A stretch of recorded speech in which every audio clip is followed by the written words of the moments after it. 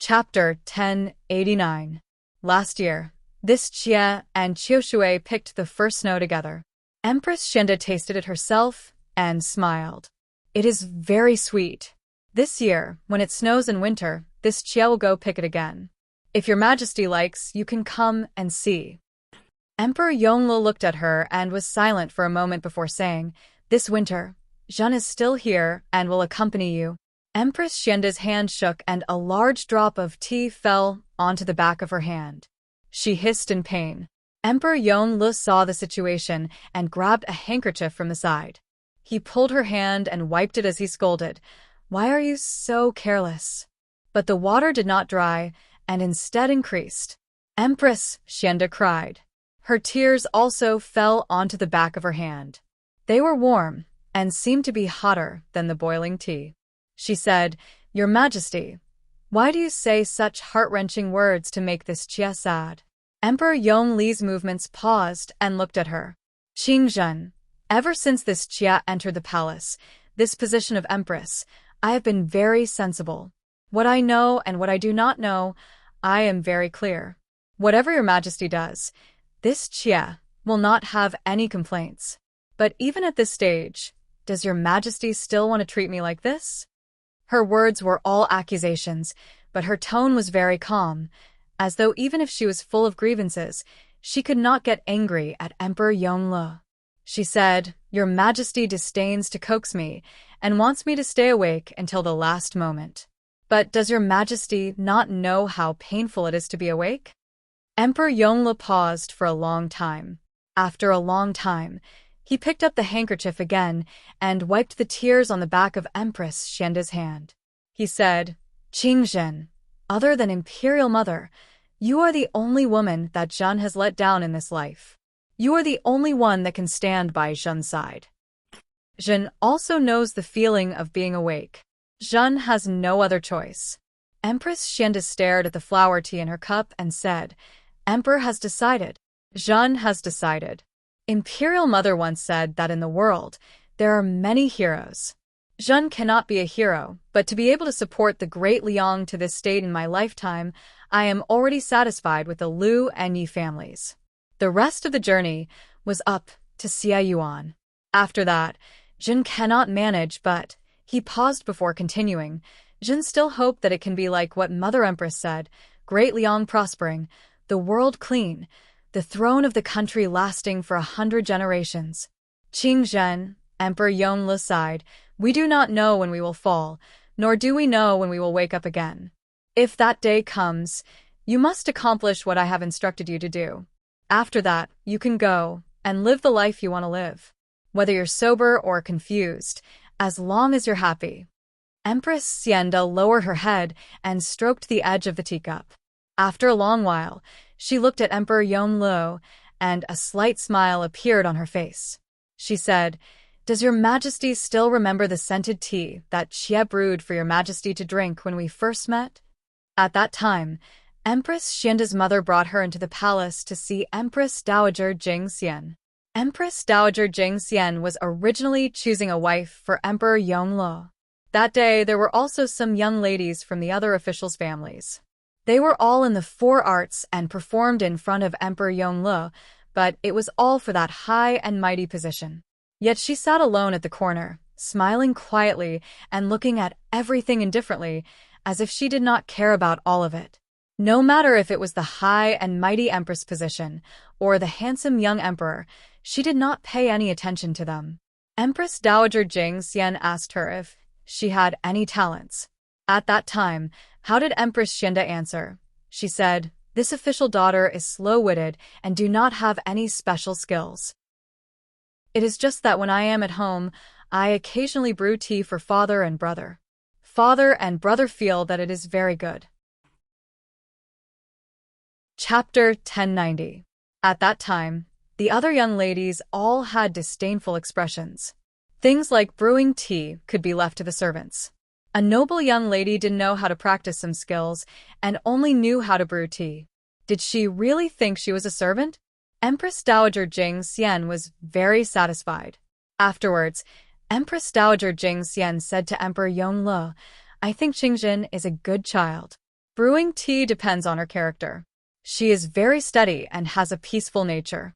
She can be with you for a lifetime. Whether it's a big storm or a big wave, or a small stream flowing over a long period of time, she will gladly endure it. This is very good, very rare. Emperor Yongle thought of Empress Dowager Jing Xian's words and couldn't help but look at Empress Xianda. Empress Xianda was blowing on the flower petals floating on the surface of the teacup. Ever since Empress Xianda entered the palace, it had been so many years. As Empress Dowager Jing Xian said, she was a calm person. She never asked much and didn't meddle. She just sat in silence. It was as though she was still the same as before, sitting in the corner with a cup of tea and a slight smile. Even with the passing of time, she didn't change. Empress Xianda detected Emperor Yongli's gaze and smiled. "Your Majesty, let's not think about other things today. Since autumn is here, let's relax for once. Drink tea, play chess, play the zither, and write like before. Is that okay?" "Okay." Emperor Yongle nodded. His answer was straightforward, and there was a slight smile on his usually cold and almost rigid face, which actually surprised Empress Xianda. She reacted and quickly stood up as though she was afraid Emperor Yongle would change his mind. She said, "Then this Jia will go get the box of jade chess pieces that Jing Xing sent. After Jing Xing was sent here, Your Majesty has only played with this Jia once. It was a waste of a good chess piece." Emperor Yongle laughed. "Let Tao Gugu go get it. I don't know where she is." Empress Xianda said, "This Jia has hidden. Your Majesty, wait for this Jia here." She lifted her skirt and jogged to the back. Empress Xianda had always been quiet and gentle. It was rare for her to be like this. She showed a young girl's beauty that wasn't there usually. Emperor Yongle looked at her, and as he looked at her, his gaze became somewhat pained. He frowned and coughed violently twice. He grabbed a handkerchief from his sleeve and covered his mouth. After a long while, he wiped the handkerchief away from his mouth. It was also clean and nothing could be seen. The handkerchief was pinched in his palm, revealing a bit of captivating red in a crease. It was very eye-catching. He paused and put the handkerchief into his sleeve. Looking at Empress Xianda, who ran out with the chess box, she smiled. As if nothing had happened. The following days were unusually peaceful. It was so peaceful, as if nothing bad had ever happened to him in the long run. It was as if the dust had settled after thousands of battles, and everything was stable and peaceful. Xie Jingxing and Shen Miao were in Longyi these days and would stroll around during the day or play zither and write in the residence. Occasionally, when Xie Jingxing was in the mood, he would pull Gao Yang to practice and Shen Miao and Luo Tan would go to study other things. During the night, she would discuss with Xie Jingxing about the few military defense maps. Out of the two of them, one was good at attacking and the other was good at defending. When they were calculating, they had their strengths and weaknesses and were very in tune. Xie Jingxing was overbearing and could not stand the method of hanging the enemy to death. But being direct would inevitably have risks. Every time he argued with Shen Miao, he would overbearingly decide to slap the table and stand up. Shen Miao was too lazy to care about him. In the middle of the night, he would sneak back to the bed when there was no one around. When Shen Miao used words to choke him, Xie Jingxing would turn over and press her under his body, using another method to punish her. Chapter 1091. The days passed by slowly, but everyone knew in their hearts that they were only lingering to their heart's content before leaving. Once the war started, separation was inevitable, and those days of separation would have to rely on these lingering memories to fill the gap. In the end, that day still arrived. On a night of rustling autumn rain, Ming Qi crossed the border between the two countries and launched an attack on the guards at the border. At the other end, the Qin country docked by water and went ashore from the fishing village in the northern part of the Great Liang and wantonly massacred the villagers. Using this as a stronghold, they went deep into the interior and launched an invasion. The war started. Ming Qi and the Qin country did it secretly or deceived the heavens, but in the end they did not disappoint the public. They were unable to restrain their temper and slowly plotted, but with great fanfare, It showed that they were very confident. Would the Great Liang fight or not? Naturally, it was to fight. Prince Rui requested for the commander's order, and Emperor Yongle personally conferred the title of general and ordered 300,000 troops to lead the army out. This was not only a counterattack against the country that launched the invasion, but also a determination to break the situation and push the wheel of history forward in the long history of the three countries. Heroes vying for supremacy under the heavens. The situation was turbulent. Heroes stood tall, and talented people came forth in large numbers. Since ancient times, heroes were born in troubled times, and it was the same for war. The morale of the Great Liang's commoners did not decrease. Even though they were panicking at first, seeing the imperial family as steady as Mount Tai and seeing the prince going to war in front of them, their hearts were filled with lofty sentiments, and there was no trace of fear. The date of departure was set for tomorrow. Luo Tan looked at Gao Yang. In the days that she was in the Great Liang, she had experienced a lot of things with Xin Miao. There were some misunderstandings with Gao Yang before, but it was resolved later on. Even though Gao Yang loved to tease others, he was not as modest as he looked on the surface. But he treated her well and was considered a good person. Luo Tan originally wanted to follow Gao Yang back to Mingqi, but previously she secretly followed Xin Miao to the Great Liang. Now that such a long time had passed, and Fu Xiaoyi had started to deal with the Xin family, naturally he would not let off the Luo family. Luo Tan wanted to advance and retreat together with her family. But Luo Sui's letter told her to stay in Mingqi. Firstly, Luo Tan would not be able to help much after returning, and perhaps she would be implicated, which would not be good. Secondly, Xin Miao wanted to stay in Longyi, and with Luo Tan with her, there would be someone to take care of her. He could not return to Mingqi, and indeed, he could not leave Xin Miao alone in Longyi. Luo Tan could only stay here. He watched as Gao Yang started to organize his things. He put some medical books and medicine into boxes, and had people carry them out one by one. Luo Tan sat on the chair, silently watching his every move. When Gao Yang was done cleaning up, he raised his head and saw Luo Tan staring at him, without blinking. Feeling baffled, he asked, "Aren't you always noisy? Why are you so quiet today? Are you in a bad mood?" "You are leaving tomorrow," Luo Tan said. "On the road, you must protect the prince well." Gao Yang choked and said, "Me? Protect him? He's more or less protecting me. You are his subordinate." Luo Tan said awkwardly, "Of course, you should pay more attention to yourself."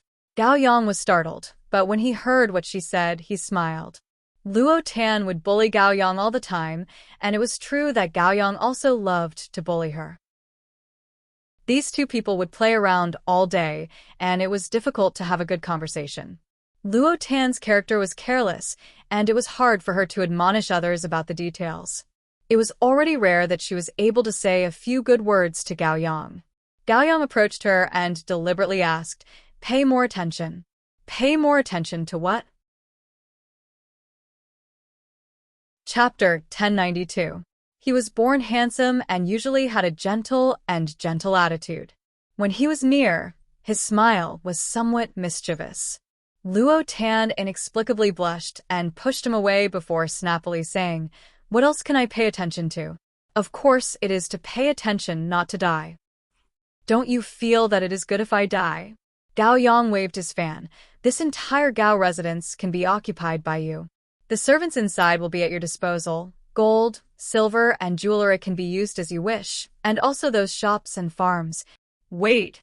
Luo Tan felt that he was getting more and more excessive and quickly interrupted his words. "Who cares about your things?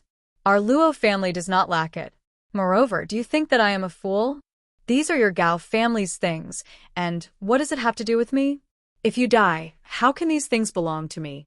You must be crazy." Gao Yang said, "What does it have to do with you? You do not know?" "Know what?" Luo Tan was puzzled and probed. "Could it be that my father gave it to you? You are actually my father's people?" She covered her mouth and said in a frightened voice, "My father sent you to monitor me?" Gao Yang. After a long while, he then sighed in resignation and knocked Luo Tan's forehead. "Normally you look quite astute, but how can you be so silly at this moment?" Luo Tan said, Hey, speak clearly first. Gao Yang suddenly placed a finger on Luo Tan's mouth and made a show action. Luo Tan was startled and felt that the place that Gao Yang's finger touched was slowly heating up until it gradually burned her face. What relationship do I have with you? You slowly think about it yourself. Tell me when I return. Gao Yang placed a medical book on Luo Tan's head. Now, help me tidy up this. Finishing, he turned around and started to tidy up. Luo Tan looked at his back, but unexpectedly, she did not explode in anger. She pursed her lips and actually obediently tidied up. Is it done or not? It's almost done, almost done. Ouch. Painful. There is still a little bit left. Do not be afraid. I will be gentle. Outside the door, Songyang and Mo Qing and Jingzhe and Gui were flushed red to the ears. Jingzhe said, I remember that the clothes have not been aired. I will go and dry them first. Gui quickly said, I will also help. Songyang also said, I'll go and dry my blanket too. And Mo Qing fiercely nodded. The four of them instantly scattered like birds and beasts. Only Tai Yi, who was squatting on the tree, had a towering figure and was unmoving like a mountain. In the room, Xie Jingxing helplessly held his forehead. Shen Miao finally strung the last rope and patted his hand in satisfaction. Done. Xie Jingxing looked at the string of red ropes on his wrist and felt a headache coming on. Why would he tie up the rope worn by so many women for no reason? But Shen Miao was still supporting her cheeks and said with a smile, so many. How can it not be broken? Before he could speak, Shen Miao had already stood up with a bang and sat on his thighs, scaring Xie Jingxing. The wine jars in the room were all empty, and the room was filled with the smell of alcohol. Shen Miao's face was flushed red from drinking and was as beautiful as a flower. It was rare for her to have a sweet smile as she held his face with both hands and kissed his face. Xie Jingxing was already calm. From the time Shen Miao got drunk till now, she had kissed him dozens of times. As long as Shen Miao was drunk, one would see a completely different female. How to say, it was like a lecher who molested a young lady. The dignified Prince Rue had lived for so long and had flirted with countless females intentionally or unintentionally, but there was only one female who flirted with him. Moreover, it was a heartless female who did not admit it after waking up. This new face is indeed not bad. Shen Miao said, can be a top courtesan. Xie Jingxing stared at her expressionlessly for a long while before saying, thanking Foreign for the appreciation. Shen Miao was satisfied and said, reward you with some money. Take it to buy clothes. She felt around at her sleeves and took out something before throwing it into Xie Jingxing's hands. It was the jade token that Xie Jingxing gave her in Mingqi. Before Xie Jingxing could see it clearly, Shen Miao waved her hands again and again. No, no, no. I took the wrong one. This was given to me by my husband. She quickly took it back. Husband? He raised his eyebrows. You still remember that you have a husband? Shen Miao looked at him. Recognize. My husband is better looking than you. Xie Jingxing. But he is going to go to war. She buried her head on Xie Jingxing's shoulder and found a comfortable position to nestle up. She yawned and seemed to be somewhat sleepy as she said in a daze. So, I am drunk so that when he leaves, I will not be able to see him if I am still drunk and do not wake up. Why do not want to see him? Xie Jingxing frowned. Her voice gradually weakened. Because I do not want him to be entangled in love. But if I see him leave, I will be reluctant. Speaking till the end, her breathing was even and long as she really fell into a deep sleep. Xie Jingxing found it somewhat funny, but at the end he gradually put away his smile. He lowered his head to look at the sleeping female in his arms and paused before softly saying, actually you can be more willful. Shen Miao did not answer his words. He carried Shen Miao and placed her on the bed and covered her with a blanket. He then stretched out his hand to hold her hand and sat by the bed. He did not do anything and only looked at her sleeping face, as if he was satisfied with this. In the latter half of the night, Tai Yi knocked on the door. Master, we can set off. He paused for a moment before leaning over and kissing the female's forehead. Then he strode out of the door. After the door was closed, Shun Miao, who was on the bed, slowly opened her eyes. Reluctant to part. Reluctant to see him leave with a clear mind, but also reluctant to miss him like this. Parting was something that made one sad and reluctant to part with. To let him leave without any burden and then return like a hero. Footsteps sounded outside the door, light and steady. There were other people, but it seemed that no matter how one looked at it, one would be able to distinguish the one they wanted to listen to. The footsteps paused slightly when they passed by the room and then gradually faded away. The long night was about to pass and the sky was bright, and a new day was about to arrive. She did not know how long she slept on the bed before she sat up. After waiting for a long time, Jingja came in with a basin of water. Seeing her sitting on the bed in deep thoughts, she said in surprise, "Foreign is awake." She answered, "I need to make a trip to the palace." Chapter 1093. Xie Jingxing had only traveled for a short 10 days, but the days seemed to pass much slower than when he was here. It was clearly the original residence of Prince Rui, but no matter how one looked at it, something was not right.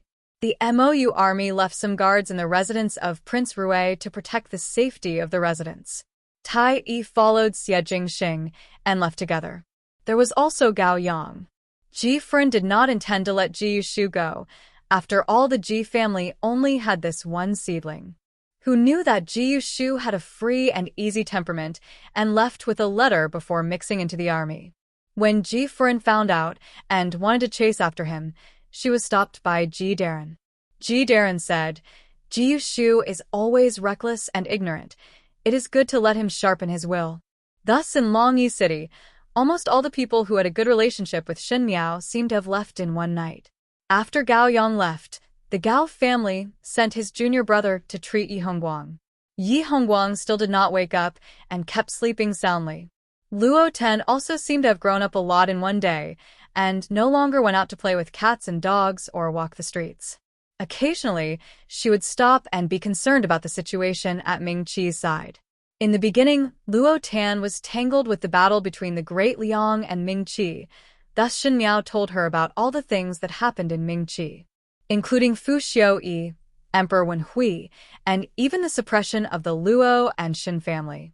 The more she heard, the more silent Luo Tan became, and in the end she did not say anything. Shen Miao also did not go and persuade her. There were some things that one would slowly think clearly, and it was only a matter of time. The days were much calmer, and the commoners in Longyi City did not have any signs of panic.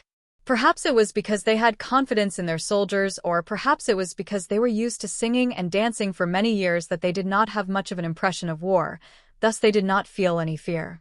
Shen Miao and those noble Furins in Longyi had a very good relationship. Naturally, there was a result of her deliberately winning them over, and those Furins were also very smart. The biggest threat to the imperial family, the Liu and Yi family, had disappeared from the world, and now the Great Liang was ruled by the imperial family, and the residence of Prince Rui was also a relative of the imperial family. Shen Miao was also on good terms with Empress Xianda, so naturally they would rush to please her. Speaking of Empress Xianda, Shen Miao often visited her in the palace these days. Shen Miao liked to talk to Empress Xianda as Empress Xianda was a talented female. In Shen Miao's previous life, it was because she was an empress that her horizons were broadened. The two of them talked about the past and present, from anecdotes to the current situation of the world, and their opinions were surprisingly in agreement. Empress Xianda also liked her. Every time they talked about her, time seemed to pass very quickly. On this day, Shen Miao was going out again and planned to enter the palace to see Empress Xianda. The closer it was to autumn, the colder it got. Uncle Tang carried a bowl of sheep milk soup in. Most likely it was because Xie Jingxing had left that Uncle Tang was very idle all day. Other than occasionally being instructed by Shen Miao to handle the matters of the shop, most of the time he had nothing to do. So he thought of a way to prepare some meals, saying, "When Master comes back and sees that Madam has lost weight and is haggard, he will definitely blame this old servant. Why don't you let this old servant make some food for Madam? It's good for your health." Jingja said, "This goat milk smells so fragrant. If it was another household's goat milk, the soup that is made would be more fragrant and sweet. Uncle Tang said, "After Madam eats this bowl, when she goes to the palace, her heart will be warm, and she won't catch a cold on the way." He took another look outside and said, "The weather has turned cold these past few days." Shen Miao smiled. "Many thanks, Uncle Tang." She picked up the bowl and took a sip. She had only taken a sip when she felt her stomach churning and almost wanted to vomit. She suddenly put down the bowl and covered her mouth as she frowned. Chapter 1094. Gu Yu and Jingzhe jumped in shock. Uncle Tang quickly asked, "What is the matter with Foreign?" Shen Miao shook her head. "Most likely one caught a cold last night and smelled the sheep milk. This time I cannot eat it, and it is better not to drink it." In this case, Uncle Tang muttered, "Go back and get the servants to bring some medicine back. Then Foreign should not drink the sheep soup first, otherwise it will be uncomfortable. Let the kitchen make some light soup later." Shen Miao nodded her head and grabbed the cloak before speaking to Jingzhe and Gu Yu. "Let's go." Mo Qing and Song Yang had already prepared the horse carriage outside. Both of them did not follow Xie Jingxing to Mingqi, as Long Ye's end was not without worries. Both of their martial arts were strong and Shen Miao could use them easily, so they stayed in Long Yi and listened to Shen Miao's instructions. When they entered the palace, Empress Xianda was waiting for her in the Wei Yang Palace and smiled. "Today you came a little late. There was some trouble before coming out." Shen Miao smiled and asked again, "Is His Majesty's health better these days?" "Still not bad." Yesterday, he even strolled with Ben Gong in the garden. But Empress Xianda smiled bitterly. Perhaps he is lying to Ben Gong. Anyway, he always likes to lie to Ben Gong and would not say anything. Shen Miao paused before persuading her. "His Majesty is also afraid that you will be worried and hope that your ladyship will not be worried about this as he is thinking of you." "Perhaps." Empress Xianda smiled. "Let's not talk about these." Ben Gong obtained new tea leaves yesterday, and the kitchen made osmanthus cake. There are records in ancient books that the literati of the previous dynasty would put tea leaves in the osmanthus cake to obtain the fragrance of the tea leaves. Together with the tea, it was called tea food. One felt that it was not bad, and thinking that you are coming today, one would make it in the imperial kitchen. If His Majesty knew about it, one feared that Ben Gong would laugh at Ben Gong, and Ben Gong could only thicken her face to look for you. Your ladyship is really thinking highly of this official's wife. Shen Miao smiled gently. This official's wife is from a military family and is naturally rough and do not know how to do such elegant things. Stop it, Empress Xianda rebuked. In Long Yi, even those scholars and officials who think they are knowledgeable are not as knowledgeable as you. If you are coarse, would it not be ridiculing the entire Long Yi civil officials? She handed the teacup to Shen Miao. "Quickly taste it, how about it?" Empress Xianda liked to boil tea. She liked to watch the tea leaves boil in the water. The temperature of the water had to be just right, no more, no less. The timing had to be just right. As for the tea leaves, spring water, and honey, they were all knowledge. As the Empress, she did not seem to be impatient with these trivial matters. It seemed that it was because of this that his temperament had been tempered to be so mild. Shen Miao liked to stay together with Empress Xianda because of her peaceful temperament that made one feel that the years were peaceful and long. Shen Miao said, "It is better to obey than to be respectful." She picked up the tea and took a sip. That tea was very fragrant and slightly bitter, but the aftertaste was dry and sweet. Just as Shen Miao was about to speak, she suddenly felt nauseous and her hands trembled, and half a cup of tea fell over. She covered her mouth and retched. Empress Xianda was surprised for a moment and quickly took the tea from her hands. Seeing that her expression was not good, she asked, "What is the matter? Is there anything uncomfortable?" Shen Miao felt that the churning in her stomach had calmed down a little before she shook her head. "Nothing. Apologies, your ladyship. Really sorry. Recently, it is most likely that I have caught a cold and keep feeling uncomfortable in my stomach. Today when I went out, it was..." Her voice suddenly stopped, and an incredulous expression rose on her face. Empress Xianda did not understand at first, but after seeing Shen Miao's expression, She seemed to have thought of something and said in shock, "Could it be that you are?" Chapter 1095.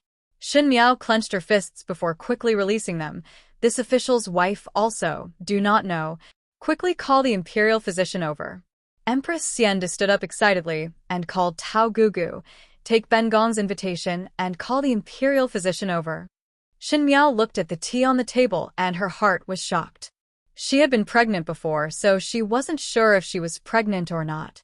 It was because Xie Jingxing had only left for a dozen days and her period was not accurate, thus she did not put it in her heart. She only thought that she had caught a cold. Who knew? Now that she thought about it, she felt that recently her appetite had become strange. But she still could not make up her mind. Shen Miao's heart was also somewhat excited. The word child was too far away for her. She was somewhat afraid that when the child came to this world, they would have to face the sufferings, joys, and sorrows of others, and she was not omnipotent and could not protect them flawlessly. On the other hand, she was very eager for the arrival of the child. If it came, it would be the best gift that heaven had given her in this lifetime. The imperial physician quickly rushed over and Empress Xianda appeared to be more excited than Shen Miao, letting the imperial physician immediately take Shen Miao's pulse. The white-bearded imperial physician took Shen Miao's pulse and after pondering for a long time, he stood up and bowed to Shen Miao before bowing to Empress Xianda and said with a smile, "Congratulations, Qin Wang Fei. The pulse is like pearls, and it is the pulse of pregnancy. One fear that Qin Wang Fei has been pregnant for more than a month, and the Qin Wang residents will have another child." Shen Miao was still somewhat in disbelief as she asked, "Really?" It was rare for Empress Xianda to see Shen Miao in such a daze and laughed out loud. She pretended to be serious and said, "Qin Wang Fei is asking you if it is true. If there is a mistake, there will be heavy punishment." The white-bearded imperial physician smiled. This old official does not dare to lie. If Qin Wang Fei does not believe, one can invite a few more to take a look. This was originally a joke, but Shen Miao said, "All right. Then one will trouble to invite a few more to take a look." The imperial physician was so shocked that he could only stare blankly. Empress Xianda was overjoyed and knew that Shen Miao was not willing to believe and wanted to confirm it again and again. However, when she was pregnant, she also couldn't believe it. Thinking of himself, his eyes darkened, but he quickly regained his composure and said with a smile, "Then let's do as Princess Consort said and invite a few more imperial physicians over." Empress Xianda really took good care of Shen Miao and really invited several imperial physicians to take Shen Miao's pulse. The result of taking her pulse was exactly the same. Shen Miao was indeed pregnant for more than a month. This was really too coincidental. Xie Jingxing had just left, and in less than 10 days, Shen Miao was already pregnant. No matter what, when he was alone, at least he wouldn't feel so lonely. However, it could also be even more lonely. Empress Xianda was overjoyed. Most likely in the entire imperial family, there were only Emperor Yongle and Xie Jingxing, the two brothers. Emperor Yongle did not have any sons, and the Xie family did not have any juniors. The one that Shen Miao was carrying was the first of the younger generation in the Xie family. Empress Xianda sent someone to invite Emperor Yongle over. When Emperor Yongle heard the news, he was in disbelief. Empress Xianda said with a smile, "Think about it. In the future, there will be a little boy or a little girl that will call you Imperial Bobo and call me Imperial Gugu. Isn't it interesting?" "What is interesting?" Emperor Yongle was still somewhat awkward. He really did not like Shen Miao, and because of Shen Miao, he even had a dispute with Xie Jingxing. But Emperor Yongle had never changed Xie Jingxing's thoughts and could not do anything to Xie Jingxing. Thus, he had an attitude of looking at a femme fatale toward Shen Miao. "You?" Empress Xianda looked at him. "This is considered a joyous matter for our imperial family. It would be good if Qin Wang Fei can give birth to a few more in the future. The residence of the prince of first rank would be so lively." There was some envy in her eyes. Obviously, Empress Xianda also liked children. Chapter 1096. Anyone could see the envy in Empress Xianda's words. Shun Miao paused, and there was a flash of pain in Emperor Yongli's eyes. After a moment he spoke, "Pack up your things tonight and move to the palace. This cannot be spread out, and the palace will be able to protect you." Shun Miao was slightly startled. Empress Xianda also quickly said, "Correct. Even though Longyi City looks peaceful, but at this critical juncture, there cannot be any mistakes. This matter must be kept secret, and outsiders must not know about it. As for Jingxing's side, privately send a message to him. Your Highness the Empress." Shun Miao suddenly spoke. "This official's wife has a request." Empress Xianda said, "Speak. Please hide this matter from your Highness." She said, "Your Highness is currently on a journey, and if he knows about this matter, he will inevitably be worried. If it is used by people with ulterior motives, there will be a loophole. It is better to hide it." Empress Xianda and Emperor Yongle looked at each other. Empress Xianda said, "You are not wrong. But Qin Wangfei, if you are not willing to tell Jingxing, you will have to bear the pain and happiness of this child alone. One do not know when Jingxing will return, and you will have to endure a long period of loneliness." Ben Gong had seen many females, and because of various reasons, they hid the news of pregnancy, but the process was extremely aggrieved. "You must be able to bear this aggrieved. This official's wife is not aggrieved." Shun Miao smiled gently, and her hands subconsciously touched her lower abdomen. When she knew that she was pregnant, she felt that there was a little life in her body that was breathing with her. That was a wonderful thing. She said, "If the result is good, even if the process is hard, it is worth it." "Good." The one who spoke was Emperor Yongle. He looked at Shun Miao and said, "Since that is the case, do not tell him." Empress Xianda still wanted to say something, but Shun Miao had already nodded slightly to Emperor Yongle and said, "Many thanks to your majesty. Since that is the case, then forget it." Empress Xianda sighed, "But from tomorrow onwards, you will move to the palace. Ben Gong will say that you will enter the palace to accompany, so that those Furins will not look for you every now and then and delay your recuperation." This time, Shun Miao did not evade. It was indeed so. She was the only female in the residence of Prince Rui, and even if there were some guards from the MOU army, it was inevitable that there would be some people eyeing her covetously. On the contrary, because of the matter between the Liu and Yi clans, the imperial family's prestige had reached an unprecedented level. It was indeed safer to live in the palace. For the sake of the flesh and blood in her womb, Shun Miao did not mind what she did. When Empress Xianda saw that she agreed, she immediately instructed Tao Gugu to look for a side hall that was closest to the Wei Yong Palace for Shun Miao to stay in. Because of this interruption, it was already night time when they returned. Uncle Tang heaved a sigh of relief when he saw that she was finally back. Luo Ten also returned from outside and was surprised and happy to know from Jing Zhiguyu that Shun Miao was pregnant. Uncle Tang was so happy that he did not know what to say. Shun Miao told them not to tell Xie Jingxing, as it was the critical juncture of war, and it would not be good for Xie Jingxing to be distracted. Uncle Tang nodded, but he still felt sad in his heart. He said that he was going to burn incense for Empress Xiao and let her know the good news. Luo Tan was very surprised and wanted to touch Shun Miao's lower abdomen, but did not dare to. Finally, she carefully placed her hand on it and felt for a long while before she said dispiritedly, "Why is there no movement? It has only been a month or so. How would there be any movement?" Shun Miao laughed in spite of herself. "But..." Luo Ten looked at her. "Youngest Biao's sister. Are you not going to tell Gufu and Gumu? If they knew about it, they would definitely be very happy." Chapter 1097. Shun Miao thought about it before shaking her head. Now father, mother, and eldest brother are in a confrontation with Fu Xiuyi. At this time, I am their weakness. If there is an additional child, it would be even more restrictive.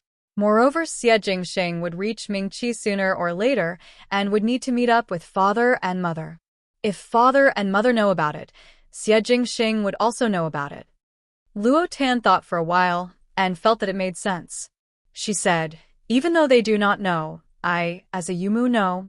She softly said, even though one do not know if it is a little nephew or niece, but thinking of a little meatball, one would feel like it. Luo Tan had been somewhat quiet these days. She originally had a lively temperament which made the people in the residence of Prince Rue somewhat surprised. Now she had finally regained the liveliness of the past. This can be considered as a joyous event these days. Uncle Tang smiled. It is time to liven up. Someone patted her head, almost forgot. One should pay attention to some food. Now that foreign is recuperating, one must not make any mistakes. Also, those stairs and the corners of the door must be wrapped with cloth. It was a vivid picture of nervousness. Shen Miao laughed in spite of herself. In the previous life, when she was pregnant with Fu Ming and Wan Yu, there was no such treatment. Even Consort Dong Shu only routinely asked if there was anything wrong with her and sent some tonics. If it was not for the Shen family's concern, one feared that Shen Miao herself would be in a mess. Now she was calm, but the people in the residence of Prince Rue were all extremely nervous. She smiled. No need to trouble. Uncle Tang, you should also pack up. Because I am pregnant, her ladyship wants me to enter the palace. Leave some guards in this residence, and leave some people behind. The important people will follow me to the palace. Uncle Tang was surprised for a moment before he seemed to understand Shen Miao's meaning and said, good, good. This old servant will go and arrange it. Biao, youngest sister, do I also need to go? Luo Tan asked. Naturally one must go. But I do not know the etiquette of the palace. Would it not be good? Luo Tan asked. Shen Miao said, how is it not good? Just show a few punches and kicks, and everyone will know that your martial arts are high and will be wary of me. Thus I will be safer. The safety of me and the child will depend on your protection.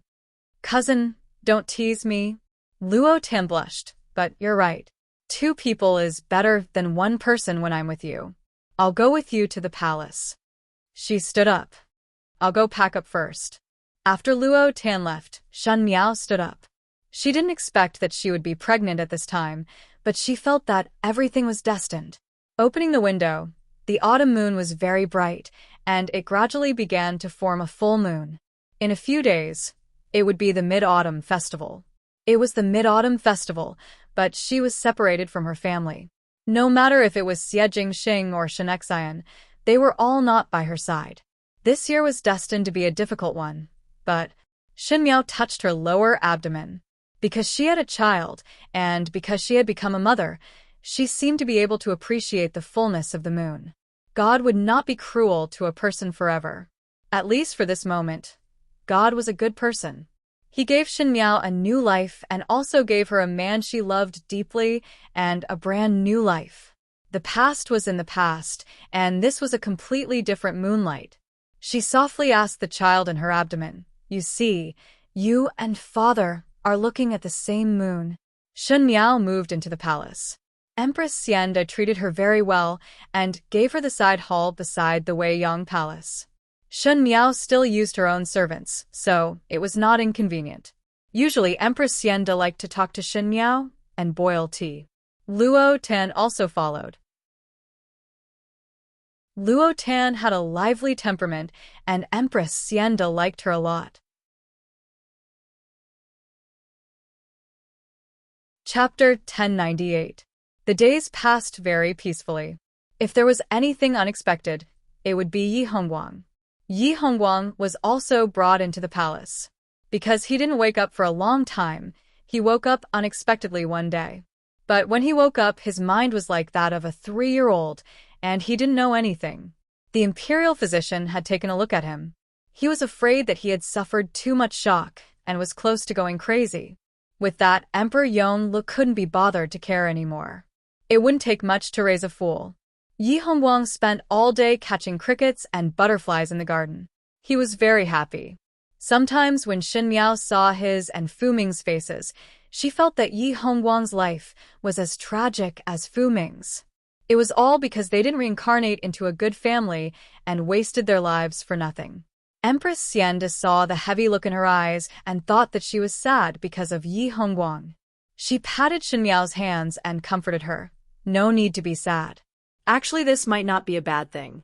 Now that the Yi clan was gone, if he was sober and woke up to find out about this, who knew how sad his heart would be? Even if he didn't have any hatred, he would still be in so much pain that he wished he was dead. Moreover, when the emperor did things, the most important thing was to cut the weeds and eliminate the roots, so he would definitely not let him live. Now that he's like this, even though he's a fool, he doesn't have to face those sad things.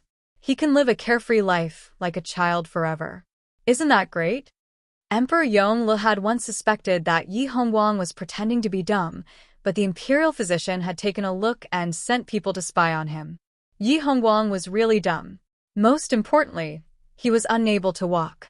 Because of this injury, his body was getting worse. It was unknown how long he could live, and how long he could live. Perhaps Yi Hongguang's misfortune made Emperor Yongle think of himself when he was young. He had also been poisoned when he was young, and he didn't know how long he could live. It was this similar experience that made Emperor Yongle feel pity for Yi Hongguang and spared his life. However, Yi Hongguang was an idiot now.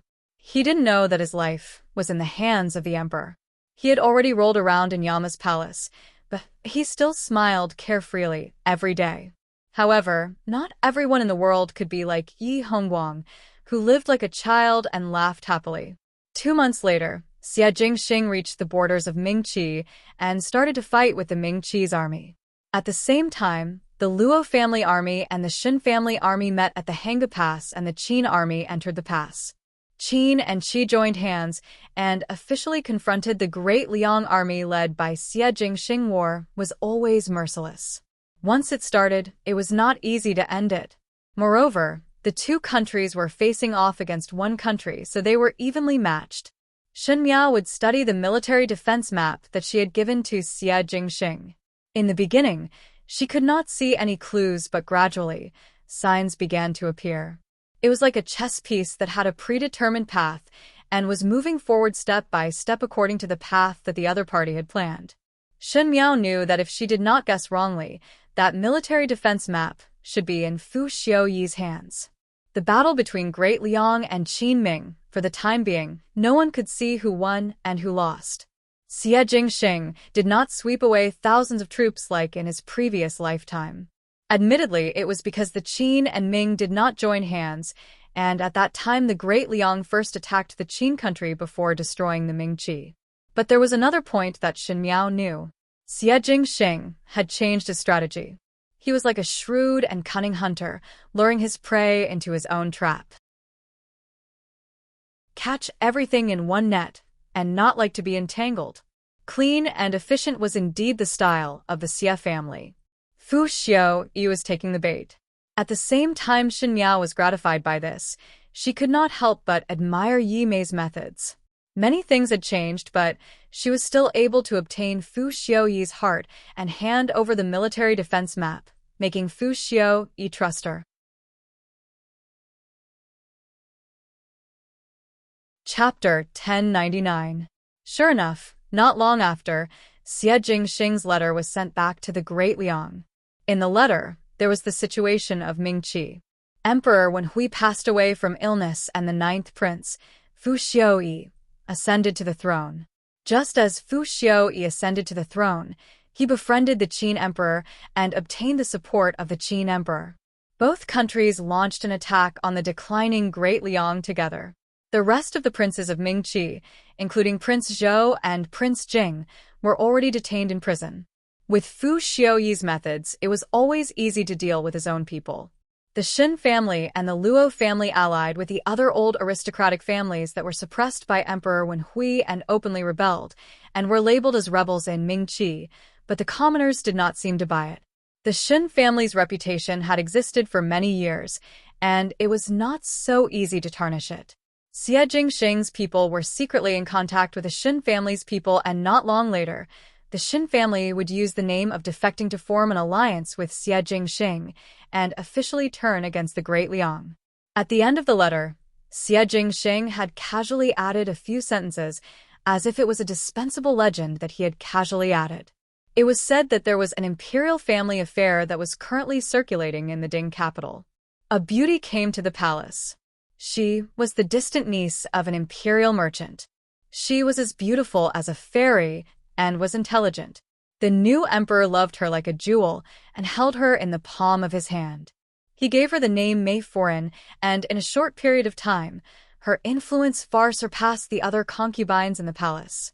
Shen Miao closed the letter and smiled. Luo Ten asked, "Biao Mei, isn't it just a letter?" You read it over and over again for half a day and laughed 3 times. Suddenly, she looked at the other side, AI. How did the cat climb up? And he climbed so high? Not far away, on a tree in the garden, a black cat was climbing up the tree trunk. The higher it was, the thinner the branch became. It was as if it could not bear the cat's weight, swaying dangerously. The faster one climbs, the higher one climbs, the faster one falls, and the more painful it is. Shen Miao smiled. Slowly watch. Another half a year passed. Once a war started, it would not be easy to stop it. This was even more so for a war that involved 3 countries. Today, the flames of war were everywhere. Tomorrow, they would meet on the battlefield. There were wins and losses, retreats and advances. The Qin country and Ming Qi were practically cutting off all means of retreat to fight this battle, thus the investment was exceptionally high. In comparison, the troops and horses of the Great Liang could even be considered small. But even so, when Ming Qi and Qin country joined hands, they were not able to gain any advantage from the Great Liang. It was like a long seesaw battle. The Great Liang side was wearing it down unhurriedly, but the Qin countries and Ming Qi's pace was gradually disrupted, especially recently. In the previous battles, big and small, Qin Qi had always won, especially at the beginning.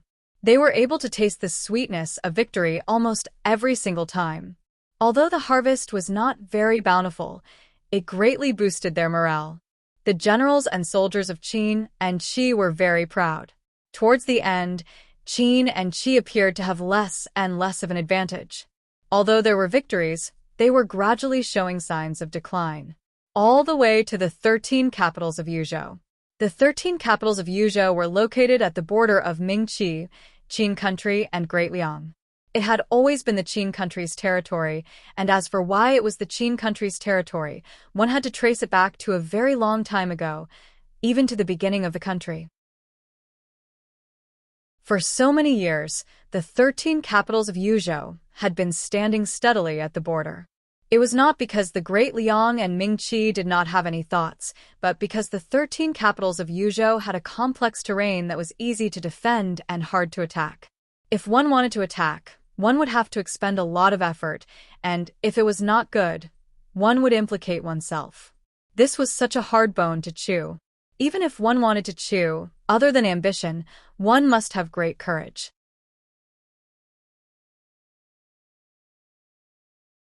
Chapter 1100.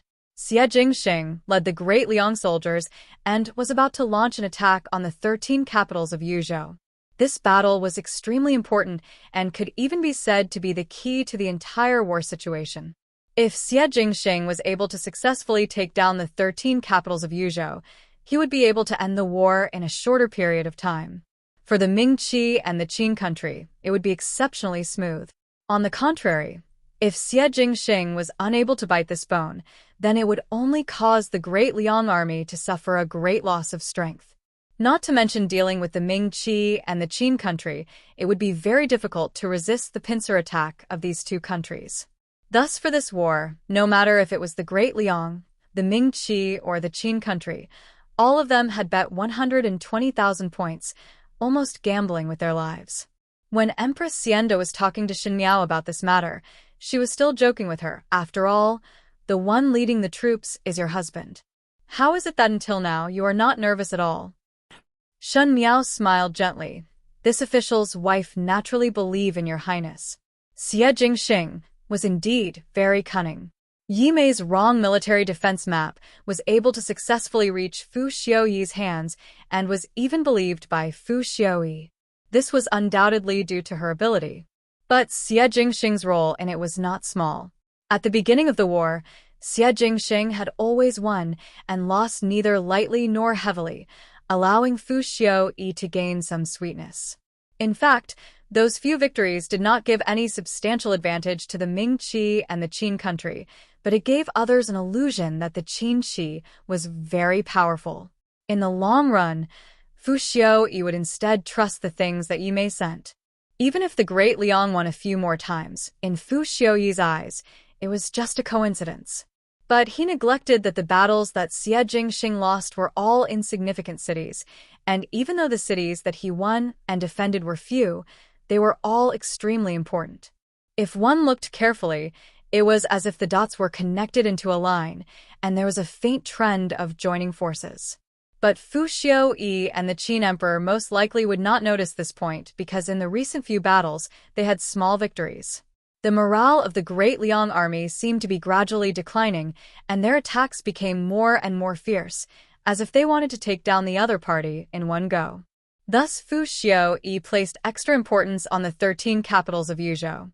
From the current battle situation and the military defense map that Shen Miao drew, Fu Xiaoyi seemed to be carefully arranging his own troops according to the map.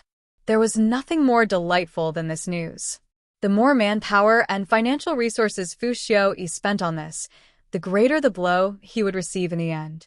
It was as if Xie Jingxing was trying to abduct a gambling addict. First, he would let him win some money, lose and win, making the gambling addict feel that his luck was not bad and his skills were not bad. Finally, the gambling addict would be determined and lose all of his Shen family's assets. At this time, Xie Jingxing would unhurriedly pull in the net and catch them all in one fell swoop. Naturally, the gambling addict would lose everything and lose everything. Fu Xiaoyi had already started to take the bait. As for the Emperor of Qin State, he was more cautious than Fu Xiaoyi. Perhaps he had other arrangements in the 13 capitals of Yuzhou province. However, once Fu Xiaoyi's side was defeated to Xie Jingxing, it was not important what happened to the Qin country. It was as if he had opened up a gap and broken through them one by one, and the rest would be much easier. Luo Tan stretched out her hand and carefully placed it on Shen Miao's lower abdomen. Unfortunately, the news from the 13 capitals of Yuzhou can only be received by sending letters. But this little fellow grows very fast. Shen Miao lowered her head and looked at her lower abdomen. 8 months of days passed by peacefully like this. It seemed that there was no difference from the past. Even if it was a war, one could face it with a very peaceful attitude. Not only because of the trust towards her loved ones and lover, but also because she understood that there was a little life in her abdomen that was growing together with her.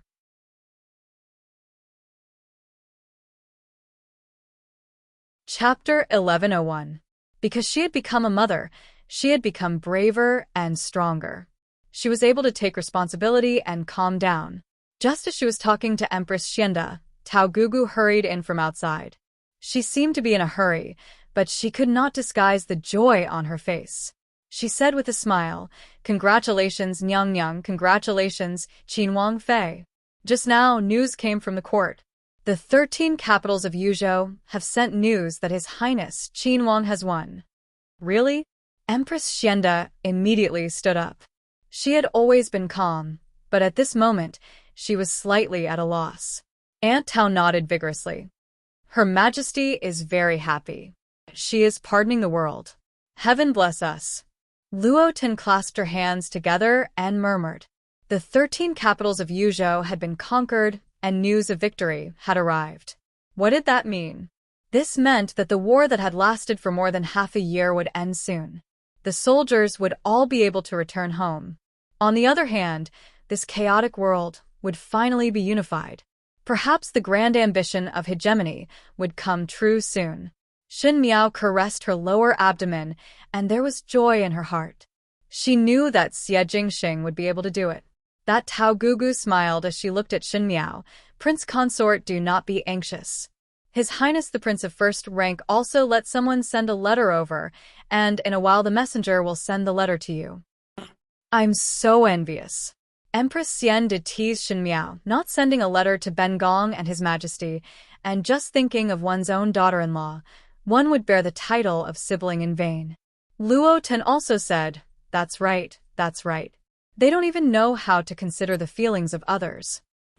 Don't be disappointed, Miss Luo. Perhaps Aunt Tao was in high spirits after a happy occasion. She continued to speak for the first time. There's also a letter for you. It seems that the young master of the Gao family sent someone to deliver it. Luo Tan was confused. Gao Yang? What kind of message did he send me? Shun Miao and Empress Xianda looked at each other and smiled as they shook their heads. The good news of the 13 capitals of Yuzhou made everyone in Longyi very happy. Emperor Yongle even held an unprecedented palace banquet that he hadn't held for a long time. It was extraordinarily lively. Shen Miao did not participate in this palace banquet. Firstly, the fact that she was pregnant was not known to the public. She had been living in the palace. Although there had always been speculation outside, Empress Xianda had protected her very well. Later on, people's enthusiasm for it gradually waned, and they were no longer curious. Secondly, it was not suitable for the pregnant Shen Miao to participate in such an occasion like the palace banquet, and if something went wrong midway, it would not be good. Moreover, she wanted to go back early to read Xie Jingxing's home letter. Ever since Xie Jingxing's letters from home were shocking and the situation became tense, there were very few of them. Perhaps it was too troublesome to send a letter. He hadn't written to her in 2 months. Shen Miao opened the letter. There was nothing special in the letter. It was just that he was doing well, and he proudly boasted about his own achievements and criticized Fu Xiaoyi as worthless. It was said that other than Fu Xiaoyi's skill in fighting for the throne, he was really messed up when it came to governing a country. Ming Qi's court was in a mess, and there was no need to worry too much. Then he mentioned Mei Foren. It was said that Fu Xiaoyi praised Mei Foren very highly, and there were many people in Ming Qi's court talking about it. Previously, Mei Foren could only be considered as moving unhindered in the inner palace. But in just a few short months, she was able to freely enter and exit Fu Xiaoyi's imperial study. Fu Xiaoyi seemed to not only see her as a beautiful female, but also as a lucky general. There were even a few victorious battles that were all thanks to Yi Mei. Now that Yi Mei was in the Ming Qi's court, she could get whatever she wanted. Other than Fu Xiaoyi, she did not put anyone else in her eyes. Fu Xiaoyi also indulged her.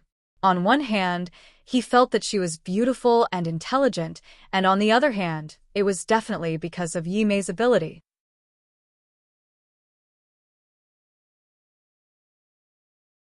Chapter 1102. It was just that when Xie Jingxing said all these, his words were filled with ridicule, simply treating Fu Xiaoyi as a fool. Not only that, he even arrogantly claimed that everything was ready and was only waiting for the other party to walk into the trap. This time after the 13 capitals of Yuzhou won, at the Ding capital side, without needing him to take action, Yi Mei would be tortured to death by Fu Xiaoyi. Fu Xiaoyi's heart was not considered broad, and previously he personally praised Yi Mei as a blessed general in front of the court officials. Now that this blessed general made him suffer a loss in an important battle, how would Fu Xiaoyi let it go? Of course, Xie Jingxing also arranged a little extra fun to create the impression that Yi Mei was a spy of the Great Liang and came to the Ding capital to get close to Fu Xiaoyi to be a chess piece for the Great Liang. Fu Xiaoyi was someone who could not tolerate betrayal, so naturally he would not spare any effort. Looking at Xie Jingxing's handwriting, Shen Miao could almost imagine his lazily biting the pen and gloating expression. She folded the letter, but felt that there was something else in the envelope. She shook it and turned the envelope over. Sure enough, 2 red beans rolled out from the inside. Red beans, the most lovesick. He did not write lovesick words in the letter, but used 2 red beans to prove that he did not forget Shen Miao for even a moment. One really did not know if he was putting on airs or childish. Shen Miao thought about it and took out the sachet at the side and carefully placed the 2 red beans inside. The 5th letter, she said. Ming Qi, Ding capital, Imperial Palace. In the gloomy dungeon, there was a thick stench of blood everywhere, and it seemed to be mixed with other smells, making one feel nauseous. In the innermost part of the cell, a naked female was sitting on the ground. Her hands were shackled to the wall and her feet were submerged in the cold, dirty water. There were some fat rats in the dirty water that would climb up and down her feet from time to time and gnaw on her toes. Some of her toes were bitten until they were badly mangled, and the smell of blood seemed to attract those hungry rats as they gnawed even harder. To see one's own body being gnawed on by rats, not to mention a female, even a male would feel palpitations. However, this woman did not utter a single sound. Only she knew that it was not because she did not want to scream, but because her throat was already hoarse. Screaming would only cause more torment. This woman was none other than Yi Mei. In just a few days, it was as if she had fallen from heaven to hell. Yi Mei had never thought that she would have such a day where she would rather die than live. She did not expect Fu Xiaoyi to be such a heartless person. She only knew that the 13 capitals of Yuzhou had been defeated, but she already felt something was wrong in her heart. But she felt that with her wisdom, it was not necessarily the worst situation, and perhaps she could stabilize Fu Xiaoyi. But Fu Xiaoyi did not give her a chance at all. His heart was so cruel that he directly sent Yi Mei to the dungeon in front of the harem concubines. Then he tortured her until now, forcing her to say what other tasks the great Liang had assigned to her. Yi Mei still did not know what had happened. She hoped to be able to explain. But this time her appearance was no longer her weapon. Because on the first day she entered the dungeon, Fu Xiaoyi was very disgusted and ordered people to burn her cheeks with a red hot iron. One of her eyes was even burnt because of this and could not be treated by a doctor in the dungeon, so she was considered blind. Yi Mei was never afraid. She was not afraid of a desperate environment and was not afraid of how bad the situation was. Even if she was trampled on, she would still be full of vitality and tenacious like weeds. The only thing she was afraid of was her own appearance, because that was her only eternal weapon.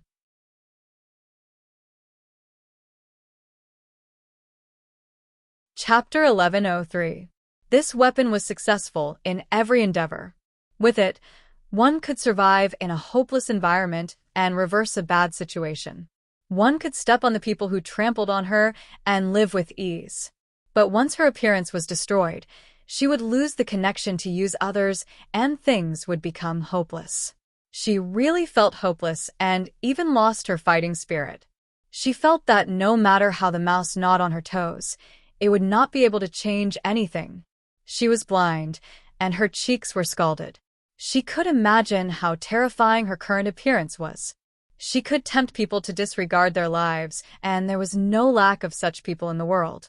Even if one lost one's life, one would still pluck the fresh flowers on the cliff. But now that the fresh flowers had become weeds, and even weeds with scars, who would risk their lives to pluck it? Fu Xiaoyi was really ruthless. He and Yi Mei were entangled for so many days, and perhaps it was because he understood Yi Mei's ability to bewitch people that he might as well end it once and for all. He directly destroyed Yi Mei's appearance so that she would not be able to do anything. Yi Mei was very hateful. Footsteps came from outside, and it was exceptionally clear in the spacious dungeon. She turned her neck with some effort and used her remaining eye to look outside. Fu Xiaoyi stood outside. He coldly said, "Yi Mei, Zhen will give you one last chance. Say everything that you know out." "What does this official's concubine know?" Yi Mei asked. She still called herself this official's concubine, as if this would prove that she was still Fu Xiaoyi's favored concubine and was like a fish in water in the inner palace of Mingqi. Fu Xiaoyi frowned in disgust as if he was disgusted by her ugly appearance and turned his head away. "Zhen have investigated everything clearly. Since you are a spy of the great Liang, then you should have a channel to pass messages to them." Yi Mei laughed out loud. Her laughter was hoarse and no longer had the sweet and pleasant voice of the past, but was very ear-piercing. She also did not know why Fu Xiaoyi said that she was a spy. Perhaps Fu Xiaoyi only wanted to find a reason for his own failure. He himself had arranged the wrong soldiers, but wanted to pin all the crimes on her head. She said, "Your Majesty would not believe whatever this official's concubine said." Then, if this official's concubine were to say out the channel, would your Majesty believe or not? Or could it be that your Majesty feel that this official's concubine is also lying? If you speak, This Zhan will grant you an intact corpse. Fu Xiaoyi coldly said. Yi Mei smiled. Now that she smiled, her appearance was terrifying, like that of a malicious spirit. Yet, she herself did not realize it, and even more coquettishly she said, Your Majesty, this business is too bad. What kind of condition is giving an intact corpse? If Your Majesty is willing to let me live and think of a way to heal the wound on my face, I can consider telling you everything I know. Fu Xiaoyi did not get angry but laughed instead. Those who betrayed Zhen have never lived. So Your Majesty simply destroyed this concubine? Yi Mei said. One heard that at that time Rui Wangfei was also bitterly in love with His Majesty and pursued endlessly. Unfortunately, His Majesty treated her as cold as ice, and afterwards the matter was left unsettled. Now that Fu Xiaoyi knew of Xie Jingxing's identity, he naturally knew of Xin Miao's identity. Mentioning Xin Miao, Fu Xiaoyi's face became even uglier. In his entire life, he was used to grasping everything in his hands. But it was Xin Miao who met with an accident. He thought that he could use Xin Miao's love for him to take over the Xin family, but Xin Miao met with a mishap, and he was not able to take over the Xin family, causing him to go in a big circle. Now, the Xin family was going against him, giving him a headache. Other than these, Xin Miao gave up on him and turned around to look for a better-looking person. This was practically slapping Fu Xiaoyi's face in front of everyone. Fu Xiaoyi was extremely angry, and now that he heard Yi Mei's reminder, it poked at his sore spot.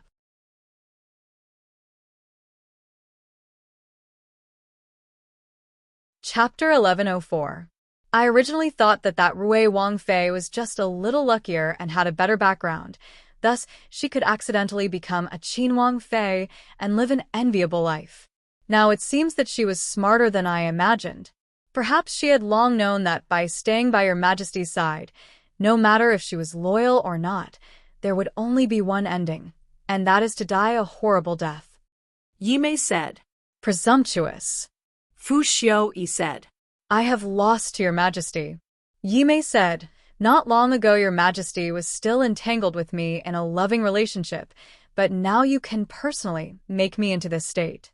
Obviously know that one's appearance is precious to me, but make me suffer so much that I wish I was dead. But Your Majesty, let me tell you that you are not any better than me. You push all the blame onto me. Do you think that you will have a good ending? Fu Xiaoyi's face was livid. Anyone who was cursed like this would not be happy. Not to mention that he already hated Yi Mei to the bones. For Yi Mei to anger him at this time, it made him even angrier. You will also not have a good ending. You are not their opponent. Xin Miao did not choose you in the beginning and chose Xie Jingxing, which also proved that in her eyes, you are not even 1% of Xie Jingxing. So you see, I have nothing now and am reduced to a prisoner, but your ending will not be better than mine. You will also be defeated. The 13 capitals of Yuzhou is just the beginning. After that, you will be utterly defeated. This Mingqi's rivers and mountains will eventually be destroyed in your hands. At that time, you will just be a ruler of a subjugated country. I wish you that the army will be defeated like a landslide, and your Fu family's dynasty will finally be in your hands, unable to rise again for 100 generations. Fu Xiaoyi coldly stared at her. Have you finished speaking? Zhen has already given you one last chance. Yi Mei gave a long sigh of relief and did not speak. Her heart was filled with resentment. She had never hated a person as much as she did today. Fu Xiaoyi had ruined her appearance, and she knew that there was no hope for a comeback, so she might as well pour out all her anger and hatred on her deathbed. But after feeling carefree, she sobered up. She almost forgot what kind of person Fu Xiaoyi was, but it was already too late to regret now. Moreover, Fu Xiaoyi was never a person who would give people a chance to regret. Back then, Pei Lang did not make him lose anything, so he treated him like this. And because of Yi Mei, he lost the 13 capitals of Yuzhou. After hearing Yi Mei's curse, Fu Xiaoyi would definitely not let her die so easily. He said, "Since you care so much about your appearance, I will fulfill your wish." He said to the jailer next to him, "Chop off her limbs and make a beauty bowl." Set up a stage in the east of the city and let thousands of people enjoy it. The spy of the Great Liang, since you are so good at singing and dancing, I will bestow upon you to be a plaything for people to entertain you. Have a good life. When he finished this sentence, he turned and strode away, ignoring the heart-wrenching cries that came from behind him. The beauty bowl was a plaything used by the nobles of the previous dynasty for entertainment. He chose beauties to keep in his house. Usually, he would kneel in the corner of the house. If the owner wanted to spit or pour out the wasted tea, he would pinch the beauty's chin and let the beauty swallow it with her small mouth. It was a kind of living spittoon. This was treating people like animals, or even worse than animals. Because it was too cruel, and the life of such beauties would not be long, the emperor of the previous dynasty ordered it to be abolished. Now Fu Xiu wanted to take out this method that had been abolished again, and used it on Yi Mei. And the beauty bowl that had its limbs chopped off was the lowest kind of the beauty bowl. It had lost its beauty and was only terrifying. The commoners were afraid of this strange thing, and would definitely attack and abuse it. To Yi Mei, who valued her appearance more than her life, this was a more ruthless torture than killing her. To her, who wholeheartedly wanted to climb up, she was even lower than the commoners that she looked down on, and was not even human. Fu Xiu indeed understood her very well.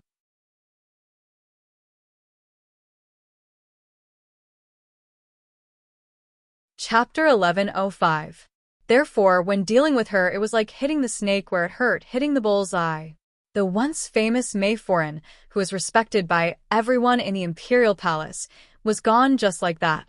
Her appearance, abandonment, and disappearance were all too fast, leaving behind only her stunning beauty and the reputation of being a spy of the Great Liang. But Fu Xiu, Yi Mei's curse continued to come true. Even though he pushed the blame to Yi Mei, the world still looked at him like he was a joke. He had a spy by his side, but even though he was an emperor, he failed to recognize her due to her beauty. In the end, the 13 capitals of Yuzhou were defeated because of her. The reputation of a fatuous ruler had gradually spread among the people. The commoners could not see the process, they only saw the results. Fu Xiu became a complete joke, and what was even worse was that it was as what everyone had expected. Ever since the Great Liang obtained the 13 capitals of Yuzhou, the more they fought, the more courageous they became, and frequently won victories. Ming Qi retreated step by step, and it was a tragic sight, as if the previous victory was just an illusion. The strength of the Great Liang was so strong that it made one terrified. When it rains, it pours. At this time, the Qin country actually started to walk on the path of self-preservation and seemed to have the intention to admit defeat and surrender to the Great Liang. The Great Liang's spearhead was now aimed at the Ming Qi country, and Fu Xiu was badly battered every day. It was terrible. The situation of a battle was ever-changing. After Great Liang obtained the 13 capitals of Yuzhou, they used the 13 capitals of Yuzhou as a stronghold and started to counterattack. They did not choose to go against the Qin country, but to take action against Ming Qi first. Sure enough, when the Great Liang launched an attack on Ming Qi, the Qin country started to choose to protect themselves and even sent an envoy over to try to negotiate. They were willing to cede territory and pay compensation. The Qin kingdom was already weak in terms of military strength. After such a long period of war, the Qin kingdom's treasury was empty. The taxes were collected from the people, which caused the people's hearts to be in chaos. The state of Qin realized the severity of the situation. Compared to the destruction of the country, ceding land and paying reparations was nothing. It was obviously not a good thing for the Ming Qi that the Qin country chose to throw away their responsibilities at this time. But no matter how hard Fu Xiu tried, the state of Qin did not care. This naturally included Xie Jingxing's contribution. To paint a picture to the Qin country, to let the Qin emperor think that the Great Liang did not have any extra energy to deal with the Qin country, and only wanted to take down Ming Qi. Xie Jingxing did it flawlessly. He wanted to destroy them one by one. He had perfected this tactic of sowing discord. The Great Liang's army quickly fought their way to Ming Qi's Ding capital. Meanwhile, in the Weiyang Palace of Longye, Empress Xianda was letting the palace maids pour wine for the guests. This was a palace banquet, but there were no civil and military officials, no imperial concubines, only Shen Miao, Luo Tan, Emperor Yongle, and Empress Xianda. Empress Xianda said, "Let's just treat it as a family banquet. It can also be considered a celebration for Jing Chun from 1,000 li away." Once Xie Jingxing took over the Ding capital, the Ming Qi would truly be settled. Xie Jingxing naturally would not let go of the Qin country. To cut the grass, one must remove the roots. Once and for all was the best method.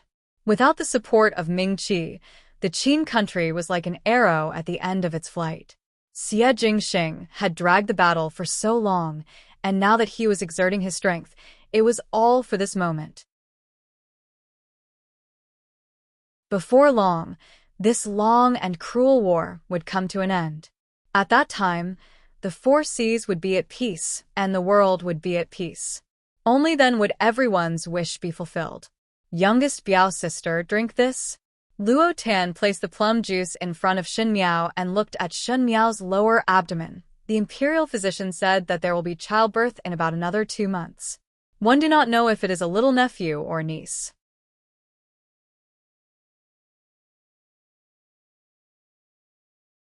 Chapter 1106. Shen Miao's eyes drooped, and her lips curled up, very quiet. Most likely a young lady. That may not be the case. Empress Xianda smiled. There are also boys who are quiet and young ladies who are mischievous.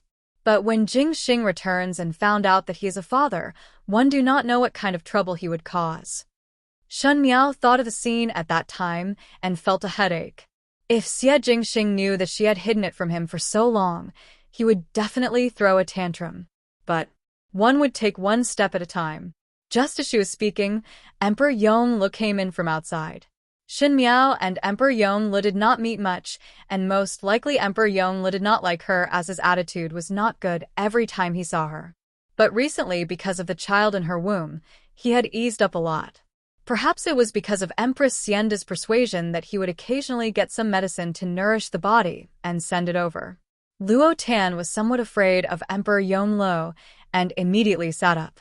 The four of them ate at the same table. Luo Tan was somewhat embarrassed, Shen Miao was still all right, and Emperor Yongle had a cold expression, but only Empress Xianda was the happiest. She said, "This time Jing Xing can be considered to have done a great service. When he returns to the court, he must be properly rewarded. Ben Gong will look at it and give the Qinhuang Fei a title. Their residence of the Qinhuang does not lack anything, and it is considered good to have a title." Emperor Yongle paused and said, "And Empress Xianda even asked, 'Do you think it is good?'" Shen Miao. How could she answer this? If she said good, it was obvious that Emperor Yongle was not happy. If she said not good, was this not slapping Empress Xianda's face in public? This emperor and empress were really interesting to give her such a difficult problem. Shen Miao smiled. "Let's wait for His Highness to return before talking about this." Also, Empress Xianda nodded her head. Perhaps he might have other ideas. She then looked at Luo Tan. "This young lady Luo, when Gao Yang returns, Ben Gong will bestow a marriage with you?" Luo Tan almost choked on the pastry in her mouth. If it was others, she would have said it back, but the other party was the Empress, so she could only look at Shen Miao pitifully. Shen Miao held back her laughter and said, "Your ladyship, these are not urgent. It is better to wait for Gentleman Gao to return before discussing, in case Gentleman Gao has other ideas." When Luo Tan heard Shen Miao speaking up for her, she was relieved, but after listening to Shen Miao's words, she did not feel good. What kind of words were these? It was as if Gao Yang did not look up to her. She was a young lady that was as beautiful as a flower, and the daughter of the Shaochun city's Luo family. Wrong. Why was there a need to compare? She didn't have such intentions in the first place. Emperor Yongle looked at Empress Xianda and said in a deep voice, "Eat." Empress Xianda rebuked, "It's a family banquet. Be more casual. Why are you being so serious?"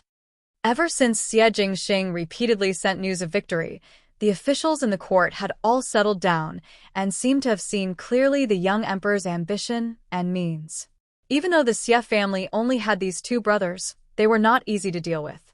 One was good at balancing the court and the commoners, while the other was good at expansion. Because of their reverence for the princess, the imperial court was much quieter. Even the memorials criticizing Emperor Yongle for not having an heir were few and far between. It was rare for Empress Xianda to have such peaceful days, and there were some subtle changes in her relationship with Emperor Yongle. It seemed that the Emperor and Empress who treated each other with respect had gradually become a pair of ordinary husband and wife. Emperor Yongle was an extremely principled person, and in the past, Empress Xianda would always follow the rules. In this period of time, Empress Xianda would occasionally do some willful actions, and Emperor Yongle also indulged her. Even though he was not sick of it, it was still rare.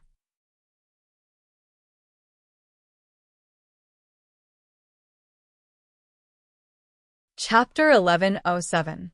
It was said that bystanders were the clearest. Shen Miao felt that Emperor Yongle had feelings for Empress Xianda. It seemed that everything was going in a good direction, and when Xie Jingxing returned, perhaps they would be able to continue to be this happy for a long time. Empress Xianda suddenly thought of something and said, "Tomorrow we are going to dig the 2 jars of snow wine that I buried last year under the plum tree. It should be very fragrant after opening the jars. Your Majesty should come with me and bury this year's. Qinhuang Fei and young Lady Luo should also come along. After digging it out, we will go to Chuihu Pavilion in the evening to admire the lotus flowers and taste the snow wine." Luo Tan was greedy and naturally agreed happily. Shen Miao also nodded her head, but it was Emperor Yongle who was somewhat helpless. Empress Xianda was only interested in brewing tea and wine, and when she was happy, she was like a child. But in the end he still nodded his head. Seeing this, Empress Xianda was very satisfied and continued to chat with Shen Miao while eating. The second day happened to be a bright sunny day. Summer came early in Longyi. Fortunately, it was the coolest in the morning, so Shen Miao and Luo Tan left early. Shen Miao's body was heavy and could not accompany Empress Xianda to dig personally. Luo Tan was carefree and was afraid that she would break the stones when moving, so Empress Xianda and Tao Gugu were the ones who dug. Emperor Yongle said, "Get up, it is not good to injure your hand." In the past it was this Xie and Tao Gugu who dug it together. Beads of sweat appeared on Empress Xianda's forehead, but she still said with a smile, "Snow wine, one must personally dig it out for it to be fragrant. In the future, if your Majesty has the heart, then you can personally bury it and dig it out, then you will know what it tastes like." As she spoke, she and Tao Gugu dug out the other jar. Monarch Yongle suddenly frowned. He paused and pressed his hand against his chest without batting an eyelid. Empress Xianda picked up one of the jars. That jar was small and cute, and it was not difficult to carry. She did not mind the dirt and was not afraid of the mud rubbing on her clothes as she raised it in front of Emperor Yongle like she was presenting a treasure. She pulled out the cork of the wine jar and placed it under Emperor Yongle's nose and asked, "Your Majesty, come and smell. Is it fragrant?" "Very fragrant." Emperor Yongle frowned. Empress Xianda looked at him. "Does the Emperor feel that it is not good? Otherwise, why would he look like this? Could it be that he buried it badly?" She was a little suspicious as she sniffed the aroma of the wine. Emperor Yongle smiled faintly and was about to speak when he suddenly felt his vision go black. He staggered and fell to the ground. "Emperor!" Empress Xianda jumped in fright. The small jar of snow wine in her hand fell to the ground with a dong and shattered. The wine mixed with the broken pieces and released a strong fragrance, bitter and lingering. "Quick, call the imperial physician." Shen Miao quickly instructed, but an unknown premonition flashed across her heart. The veil was lowered. The head of the Gao family had finally arrived. This was Gao Yang's grandfather, Gao Zhan. The Gao family had been practicing medicine for generations and was quite famous in Longyi. Among the younger generation of the Gao family, Gao Yang's medical skills were the most outstanding. However, he didn't want to settle down in a corner and wanted to enter the imperial court. Seeing that he was stubborn, the Gao family's head simply expelled him from the Gao family. Empress Dowager Jing Xian initially felt pity for Gao Yang's talent and arranged for him to go to Mingqi. He simply became good friends with Xie Jingxing and assisted him by his side. In the beginning, Emperor Yongli's poison was personally discovered by Gao Zhan. If it was not for Gao Zhan's brilliant medical skills, Emperor Yonglo would not have lived for so many years. But the curse of being 35 years old had long passed, and those in the know thought that it was a miracle, but miracles were not that easy to create. Gao Zhan shook his head at Empress Xianda. Empress Xianda's tears fell in a moment.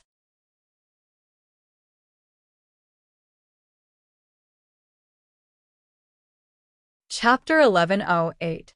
Luo Tan did not follow, but Shen Miao was present.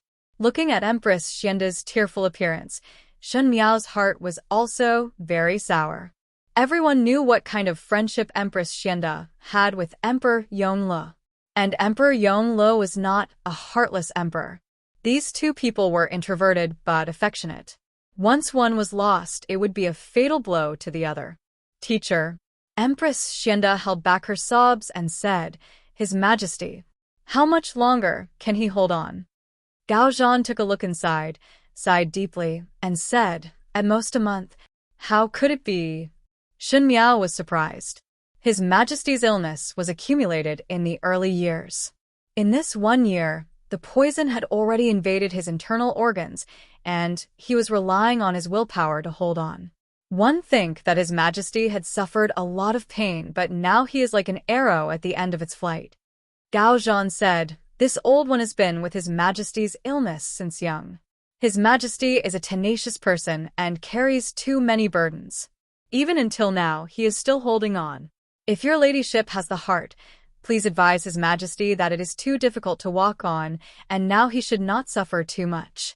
All his life, he had been thinking of others, and sometimes he had to be selfish for once. He then bowed solemnly to Empress Xianda. In these days, ask your ladyship to accompany His Majesty well. Gao Zhan left. Shen Miao wanted to console Empress Xianda, but did not know how to start. When it came to pain, no amount of consolation from others would be of any use. The knife was not on one's body, and one would not feel pain. People always thought that with a few light, comforting words, everything would be resolved, but it was not like this. Empress Xianda forced a smile and said, You go back first. Ben Gong. Ben Gong is very well. Shen Miao did not say anything and only told her to take good care of her body before retreating. Returning to the room, she could not help but caress her lower abdomen and opened a sachet on the table. The red bean looked clean and complete. There were so many life and death separations in this world. People who were still laughing a moment ago would fall the next moment. Heaven was too cruel and was not willing to give people good times and good luck. One could only rely on oneself. She would protect her lover and her loved ones. Empress Xianda sat in front of the bed. Emperor Yongle was already awake. She lowered her head, deep in thought. Her side profile was beautiful and gentle. It was as if time had turned back and everything was as it was in the beginning. Qingzhen, Emperor Yongle said. Empress Xianda came back to her senses. She looked at him and said, Your Majesty is awake. Do you feel uncomfortable anywhere? No. Emperor Yongle shook his head. The two of them were silent for a while before Emperor Yongle spoke. Qingzhen, we don't have much time left. Empress Xianda looked at him and didn't speak. He paused and then continued, This winter, it seems I won't be able to accompany you to bury the snow brew. Although one jar has been broken, there is still another jar. If your Majesty does not mind, let's find a cool day and go to Emerald Lake Pavilion. This concubine is willing to drink with your Majesty. However, the prince consort and the others did not have a share. Chuihu Pavilion summer scenery is very good, and this year's lotuses are blooming very well. Empress Xianda acted as if she did not hear Emperor Yongli's words and continued to speak. Qingzhen, Emperor Yongle cut her off. We cannot accompany you anymore. His face was pale, and he was still as handsome as before. However, he did not have the dominance and coldness of an emperor. He was like a noble young master, but he was very thin, haggard, and very sad. Empress Xianda turned her head away. Emperor Yongle could not see her expression. He only heard her voice that seemed to be separated by a layer of mist. It was hazy, but it made people's hearts ache. She said, "Your Majesty is always very heartless. You are not willing to lie to this concubine, not even a single word. That's right, it is time to wake up from this beautiful dream."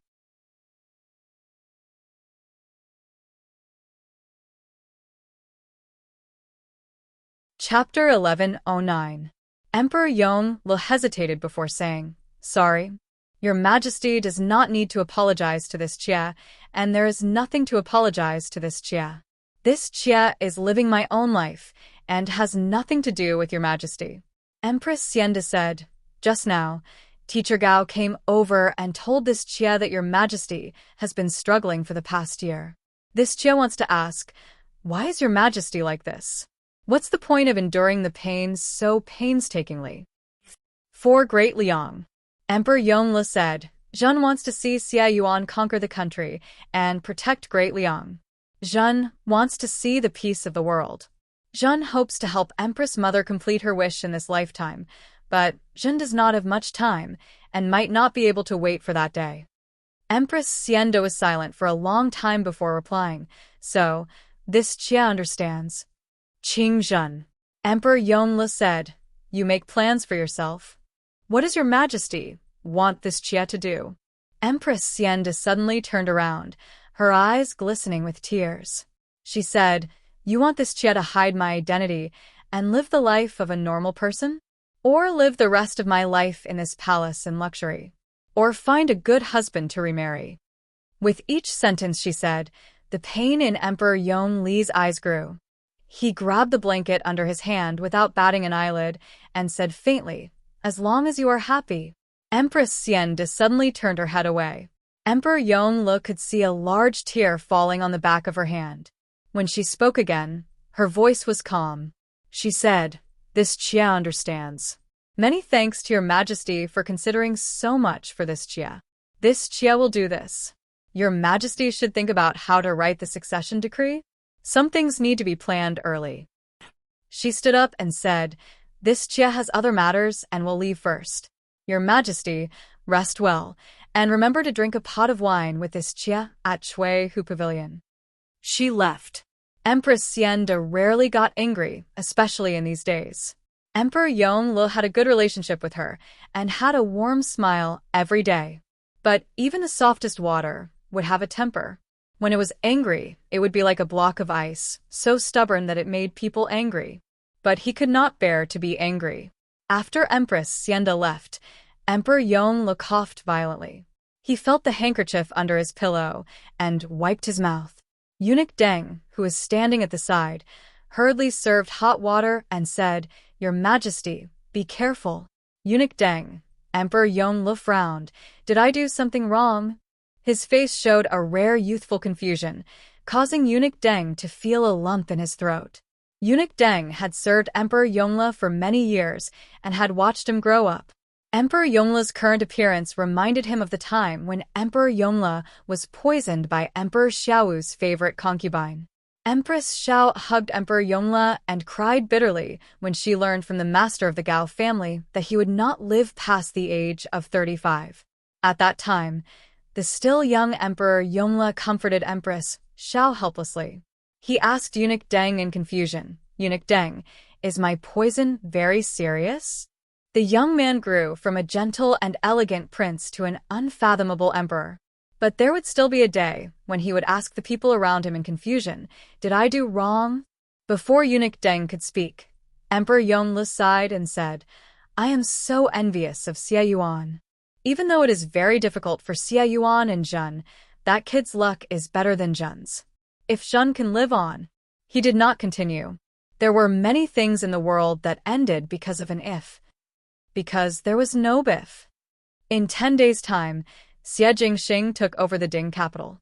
The emperor of Mingqi, Fu Xiuyi, was shot to death by the chaotic army.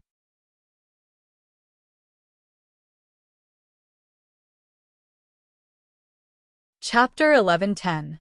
Speaking of it, it was really funny that Fu Xiaoyi became the ruler of a subjugated country. He originally said in high spirits that he would live and die together with Ming Qi and would definitely fight with the soldiers until the last moment. As long as the Ding capital was not destroyed, he would still be the emperor of Ming Qi and would not surrender to anyone. But at the last moment, one did not know why he changed his mind and wanted to secretly leave. Perhaps he had the idea of making a comeback one day. However, Fu Xiaoyi had calculated everything, but did not calculate the human heart. Those advisors of his were able to see the situation of Ming Qi earlier than him. When the advisors knew that Fu Xiaoyi made a fake decision to perish together with the enemy, but he himself wanted to escape, they suddenly flew into a rage. Speaking of which, Fu Xiaoyi was also caught in a cocoon of his own making. His group of advisors were initially roped in by him using gold and silver, or using beauties. As the saying goes, a hero does not ask about one's background. Fu Xiaoyi thought that he was a person who cherished talents and did not look at the other party's identity. Thus there were all sorts of people in his advisors. There were robbers, bandits, and even evil people who killed without blinking an eye.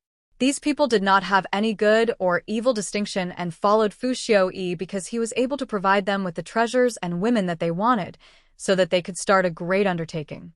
Now that the great undertaking had been destroyed, how could Fu Xiaoyi still want to run away? Those advisors who were the most courageous and had the most ferocious would think of ways to tie Fu Xiaoyi up on the city walls and personally took a bow and arrow to shoot Fu Xiaoyi to death. Finally, they chopped off Fu Xiaoyi's head to claim credit from Xie Jingxing and hoped that he would surrender. Fu Xiaoyi had traversed unhindered for a lifetime and did not think that he would end up like this. Since he was not like a monarch who would perish together with the country, at least he could maintain his integrity. He was also not able to preserve his life and planned to stage a comeback in the second half of his life. Instead, he was like a prisoner that was shot to death in front of the Ding capital's commoners by the people that he had spent a lot of money to win over, and even became a token to claim credit from the enemy. The last thing he saw in a daze was a young man sitting on a tall horse at the foot of the city gate tower in front of thousands of soldiers. He held the reins in his hand and looked over lazily. He was as cynical as ever, and his eyes were clearly filled with contempt. But before he could think about it, he couldn't see anything. His great cause, his plans and ambitions, all came to a screeching halt at this moment. He still could not understand. He had clearly become the emperor. He had clearly planned for this entire life. In the end, how could he be defeated by an enemy that he had wanted to eradicate from the very beginning? Perhaps God was unfair, or perhaps he was unlucky. That's why he lost. Downstairs, Xie Jingxing made a tisk sound and said, Fu Xiaoyi really has the ability to scatter people's hearts to this extent. People's hearts won't last long if they are tempted by money. Gao Yang smiled. Let's go. Let's go to the city. Oh yes. Ji Yushu said, Princess Rong Xian and the Su family's people have been rescued. Now, Xie Jingxing's expression did not change. Protect them. As for the rest, let them be. When Xin Miao received the news, she was in a daze for a long time. She did not expect that the enemy of the past lifetime would be solved so cleanly and neatly. But she also felt that everything seemed to be as it should be. Fu Xiaoyi had reaped what he sowed early, and there would be a day when there would be a harvest. Mei Foran had plotted with a tiger for its skin, and would eventually be bitten by the tiger. They were always making use of each other all the time, using money and beauties to exchange for what they wanted. This kind of people's hearts seemed to be omnipotent on the surface, but ultimately would not last long. That was why Fu Xiaoyi would be betrayed by his own aides, and that was why Mei Foran would die in the hands of the man who pampered her to the heavens in the past lifetime.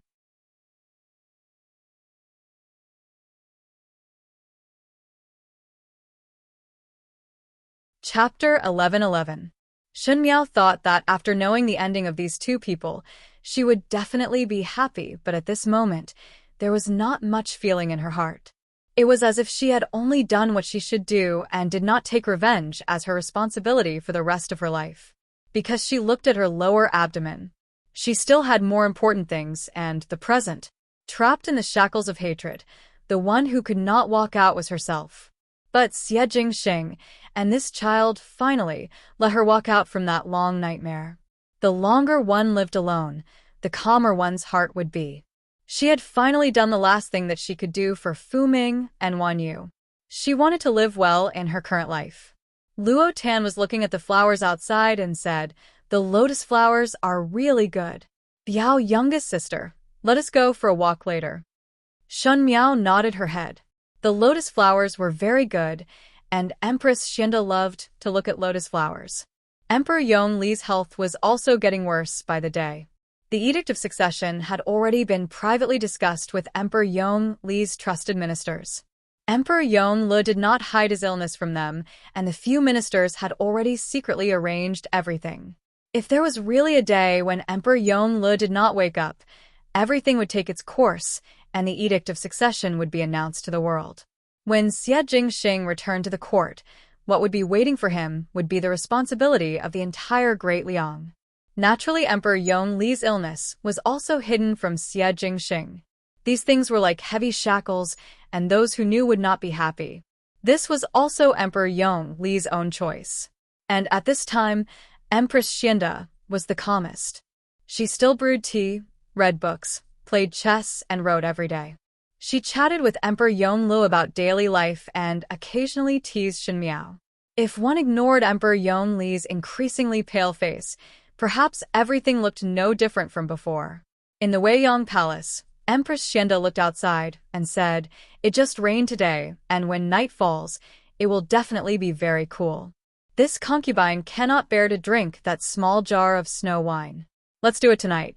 How about your majesty accompany this concubine to drink it?" Emperor Yongle sat on the chair and glanced at Empress Xianda before laughing. "One jar. Do you want to get drunk?" But his words were very gentle. If one could get drunk and not wake up, who wouldn't want to? Empress Xianda muttered to herself. She then said, "One jar of wine isn't enough to make one drunk. This concubine's alcohol tolerance is very good.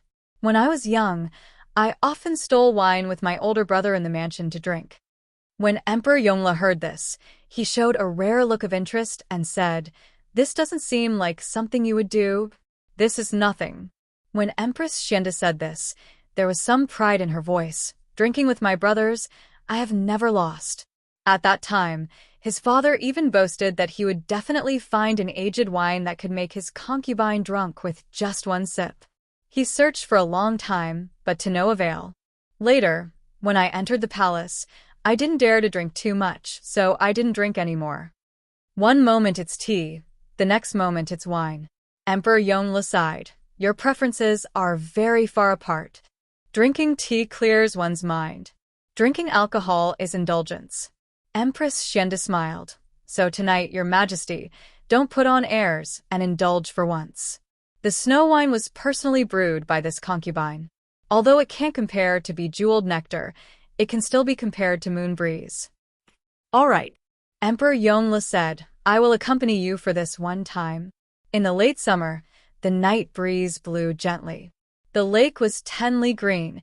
The wind lotuses were slender and elegant. As the breeze blew, green ripples appeared. Long as summer was long, and even at the end of the 8th month, there was no chill. In the small pavilion in the middle of the lake, there was a small jar of wine, a few pastries, and 2 wine bowls on the table. Emperor Yongle looked at the round wine bowl in front of him and raised his eyebrows. "Use this." When he made this action that Xie Jingxing loved to do, it was very similar to Xie Jingxing.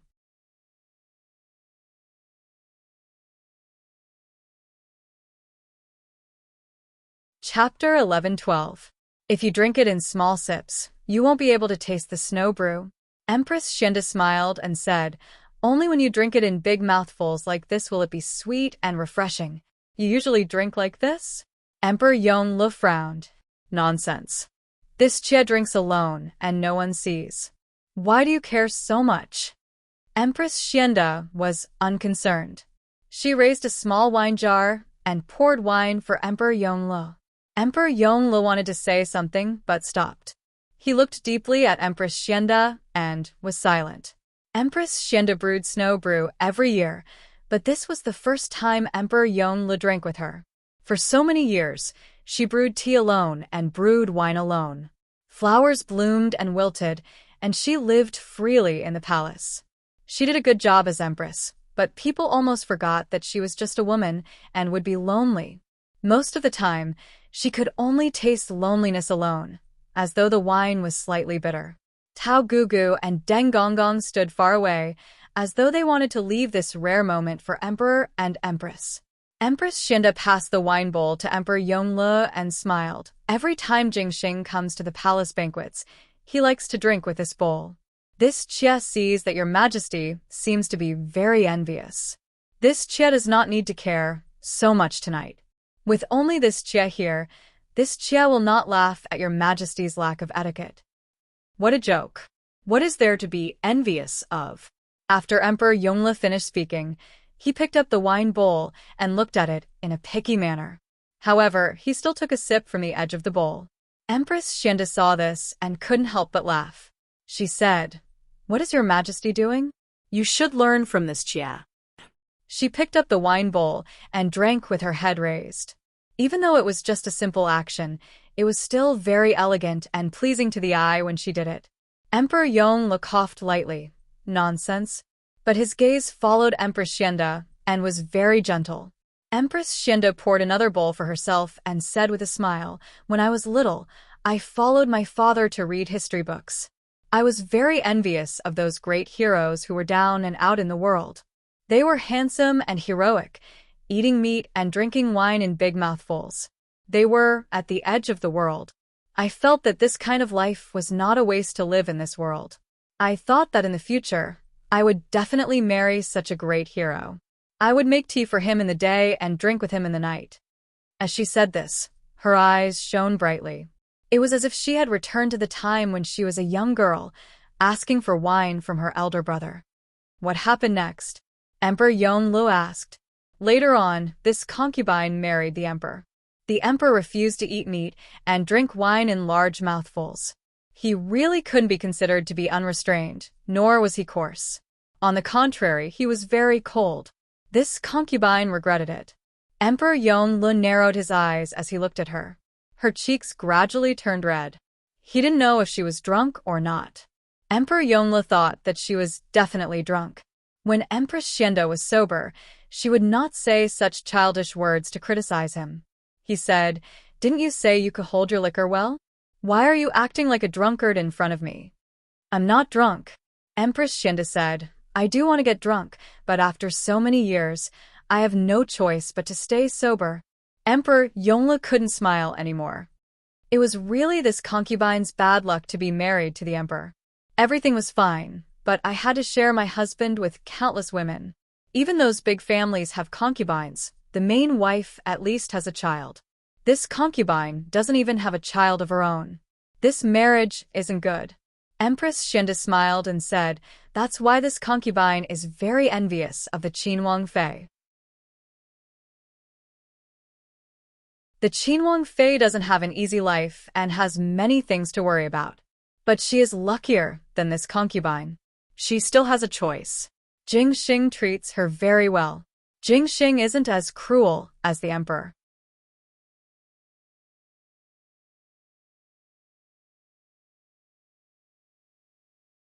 Chapter 11-13.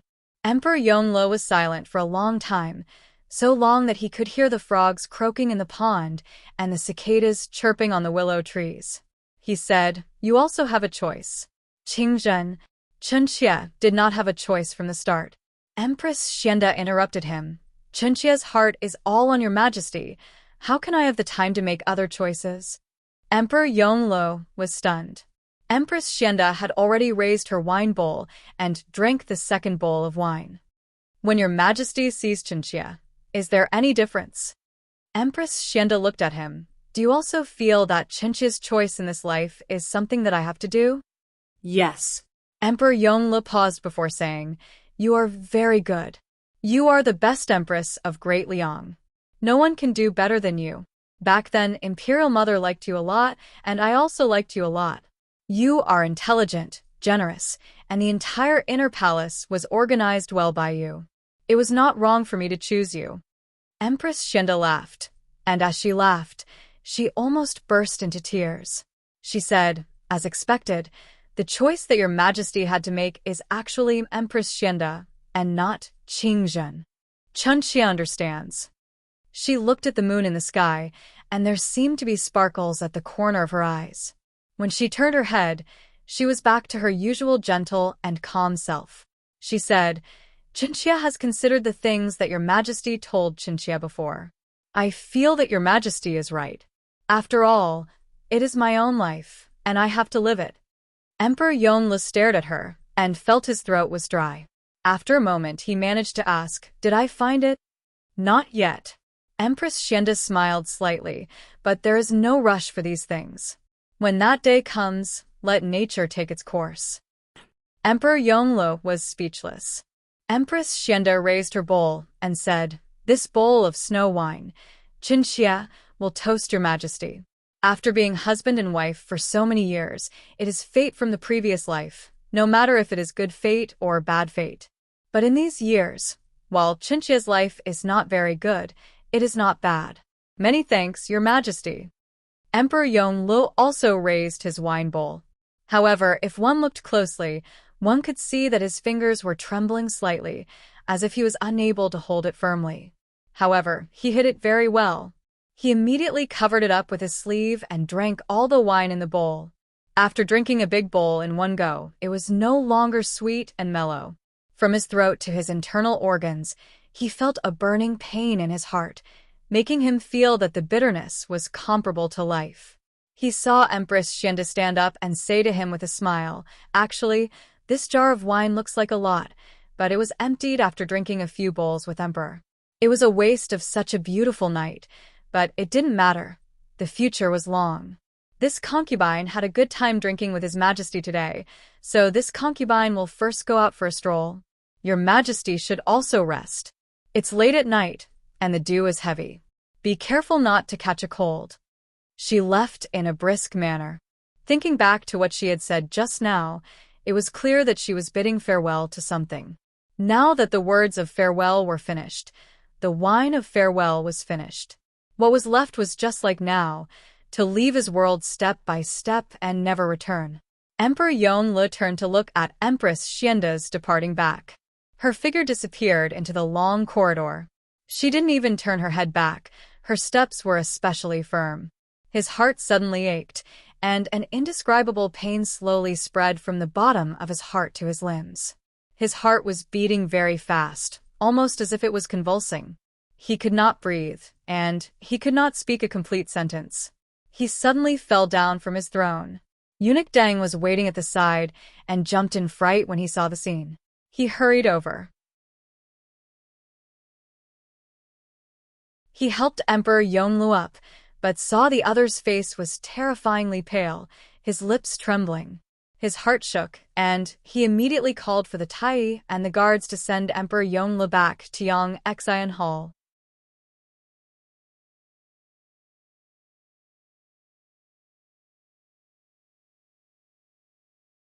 Chapter 11:14. Empress Xianda walked in the night. As the wind blew, the wine she drank seemed to be forced to spill out. The temporary dizziness disappeared in an instant, and she became awake again. She held onto the railing by the pond and sighed tiredly. She knew that the words she said today were in a fit of pique, but she was extremely afraid of how long Emperor Yongle had left to live. She wanted to avoid that result. She didn't want to see. She didn't want to hear. She stubbornly blocked her ears. But Emperor Yongle always brought it up and made her face things she didn't want to face. Even dirt had some of its nature, let alone a person. Aunt Tao said, "Nyang Nyang, it's cold outside. Let's go back first." Empress Xianda shook her head. She wore a string of prayer beads on her wrist. She had gotten them for Emperor Yongle in the temple. Every night, she would recite the prayer beads and copy scriptures, praying that the heavens would pity the people and let a miracle happen. Each of the prayer beads had been polished until they were smooth. It was clear that Empress Xianda had worn them for many years. She looked at the moon in the sky. The moon was very round. Not long after this battle, it would be a year. The moon was full and waning in a year. Everything had a good ending. She was about to receive her merit, but she just couldn't control herself and did some things that were out of control. She felt a bit disgusted with herself. She turned her head and wanted to walk forward. Suddenly, he heard a crackling sound. He looked down and saw that the string of Buddhist beads in his hand had broken. The Buddhist beads scattered from the broken string and fell to the ground, making a crisp sound as they hit the ground. Why did the prayer beads break? For no reason. Aunt How. Empress Xianda murmured. A wave of uneasiness suddenly rose in her heart. It was as if someone had grabbed her heart and she couldn't breathe for a moment. Nyang nyang. Aunt How jumped in fright and quickly came to support her. Empress Xianda waved her hand and squatted down in a panic. She said, "Quick, help me pick it up." As soon as Aunt How squatted down, she saw the little eunuch who had been following Eunuch Deng running over in a hurry. He said with a panicked expression, "Your Highness, His Majesty is not well. Please go and take a look." Empress Xianda had just picked up a prayer bead that had fallen. Hearing this, her hand couldn't help but let go. The prayer bead spun on the ground and fell into the pond. It didn't even make a splash on the surface of the water. With this pop, it sank into the water and disappeared. In Yangxin Palace Hall, the eunuchs and palace maids outside were all kneeling on the ground. Eunuch Deng stood in the corner of the room, with his head bowed. He looked very sad. When Empress Xianda entered, Gao Zhan had just come out. Seeing her, he shook his head. Empress Xianda staggered. Fortunately, she was holding on to Tao Gugu's hand, so she didn't fall. After a while, she said, "All of you can leave." Emperor Yongle waved his hand as well. Everyone in the room retreated. Empress Xianda stepped forward. She walked very slowly, as if she was resisting an ending that she didn't want to believe. But she had to go forward. When she walked in, she half knelt in front of the bed and looked at the person on the bed. Emperor Yongle also looked at her. After a while, he smiled and said, "That's good. Before I leave, I finally drank the snow wine you brewed." Xingji. Empress Xianda looked at him with tears in her eyes. She said, "Xingji, Emperor Yongle's character, not your majesty." That was when she was still a young girl. Empress Xiao liked her and said Xie Qi's character to her. Empress Xianda liked Xie Qi's character and felt that this person was very upright.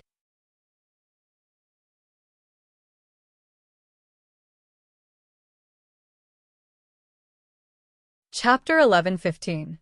Even though in the long years he had caused her irreparable harm, but Empress Xianda's heart still could not leave him. Was life fated to have such a fate? This fate did not come perfectly. It could even be called a predestined fate. When this predestined fate was about to end, she stubbornly refused to let go. Like a moth flying into a flame, until the last moment, she would never let go. "Qingzhen, I cannot accompany you anymore," Emperor Yongle said apologetically. "When you married me, I thought you would be protected. In reality, after so many years, you have not received anything." He spoke very slowly. After every sentence, he had to rest for a while. It seemed to be very tiring. Empress Xianda said, "Don't say any more." The two of them, ever since they became empresses, one called himself Zhen and the other Chen Xia. Only when their lives were about to reach the end, when they would not be able to meet again, did they use you and I to address each other as if they were a normal couple. He said, "Go live your own life. You are so good. You will definitely be happy in the future. Marry someone else. Don't choose a selfish husband like me. Find someone who loves you." Empress Xianda sobbed. She suddenly felt her hand being grabbed. She saw Emperor Yongli's bright eyes staring at her. He gritted his teeth and said, "But I am not willing. I do not want. I am very selfish. You are my woman. I do not want you to marry someone else." Empress Xianda stilled. "This year, I have worked hard to live, hoping to live a few more days. Actually, it is not because I want to see Xie Yuan rule the world. The dust is settled. There is nothing I cannot let go of. I am just reluctant." He struggled to breathe. I am reluctant to part with you. Even if I have to be husband and wife with you for half a day, one more moment is good. When I first saw you, and you were summoned to the palace, it was not Mother's idea. It was me from the start. I told Mother that I thought you were good. After so many years, you thought I was satisfied with Empress Xianda. Actually, it was not. I said anyone could be the Empress as long as they could do it well. Actually, it was not like that. It was you from the start. Those words were all lies. Empress Xianda covered her mouth and said, "Why didn't you say so earlier?" Emperor Yongli's face turned even paler. His voice was so low that it was almost inaudible. He said, "It is a pity that my fate is not good, and I have implicated you for life." He reached out as if wanting to help Empress Xianda wipe away the tears on her face. But halfway through the action, his hand drooped down powerlessly. His eyes closed. Empress Xianda covered her mouth, burying herself in the bedding and crying bitterly. She cried her heart out, but no one outside could hear her. She buried her voice in the thick bedding, wishing that she could bury herself in it as well. From now on, she would not hear, see, blame, or think. The incense in the copper stove rose in spirals and dispersed in the air. There were only suppressed sobs in the room. The moon outside the window was bright and gentle, so full that it didn't seem real. A moment later, Empress Xianda stood up. She gently tucked the blanket over Emperor Yonlo and kissed his lips. She tidied her hair in front of the mirror, wiped away her tears, and slowly opened the door. A room full of eunuchs and palace maids were kneeling outside. Eunuch Deng bowed and came forward. Empress Xianda said calmly, "His Majesty has passed away." Eunuch Deng was startled and then knelt down solemnly. He placed the horsetail whisk in front of him and kowtowed a few times. When the eunuchs and palace maids outside saw this, they also knelt down and kowtowed. Their voices were sorrowful and resounded in the 9 palaces.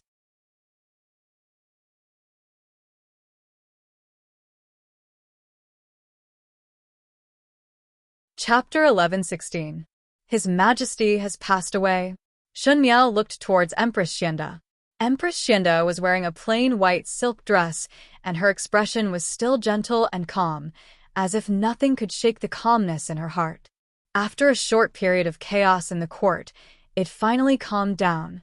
Before Emperor Yonlu died, he had arranged everything, including the Edict of Succession and the possible turmoil in the court. Even though there were people who were ready to move, the troops that Emperor Yonlu arranged were not just for show. Moreover, Xie Jingxing had sent news of victory, and everyone knew that Emperor Yonlu had no sons, and the throne was passed down to his only blood-related brother. This was a fact that had long been decided. It was not that there were no doubts, but the doubts would eventually fade away. Xie Jingxing's performance of bravery and Emperor Yongli's thorough arrangements made the court impregnable, and at this time, there was no chaos. Perhaps they knew that once Prince Rui returned, he would not only bring back victory, but also the territories of Mingqi and Qin. This chaotic world would be completely unified, and the throne would not be that important. It was better to be well-behaved and wait for the new emperor to return in triumph and ascend the throne, then they would be able to get a share of the credit. There were only benefits in the previous court, but what about the inner palace? The females in the inner palace lost the monarch that they relied on to survive and naturally were at a loss. Some were seeking death, but most of them were planning for the rest of their lives. Among the concubines in Emperor Yongli's inner palace, most of them were the daughters of the court officials, and there were almost none that he took the initiative to bring in. Moreover, Emperor Yongle was born cold, and other than doting on Lu Jing, he did not have any lust for females. Thus there was no lingering love between him and those concubines.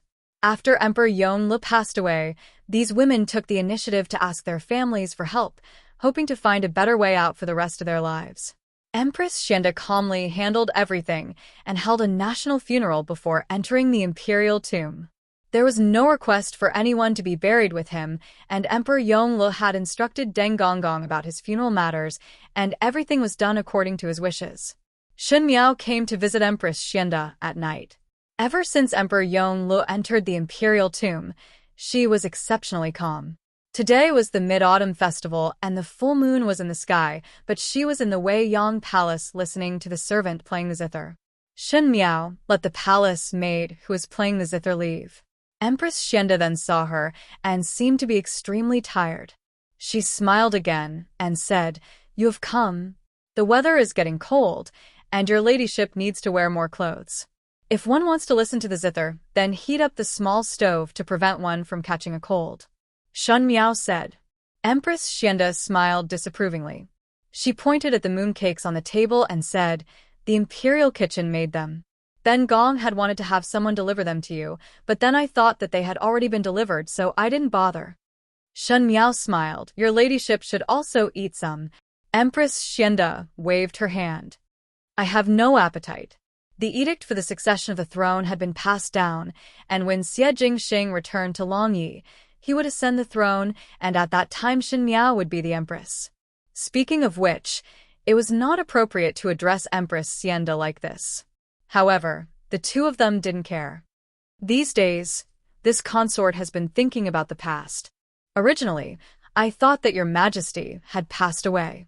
This was a fact that this consort had known for a long time, and that this consort would slowly get used to it. But as time passed, he felt more and more uncomfortable. Every day one would feel that one's heart was empty, as if something was missing. "Qin Wangfei, after Jingxing left, are you also like this?" Shen Miao was surprised for a moment. Was it longing? Naturally there was. Normally one would feel that it was nothing special to be in front of one's eyes every day, but when one really separated, one would then be shocked to realize what one had lost. When one separated, one would be able to understand many of one's feelings. But Shen Miao subconsciously touched her lower abdomen. Most likely it was because there was a little fellow in her abdomen that these long and torturous days were not so boring.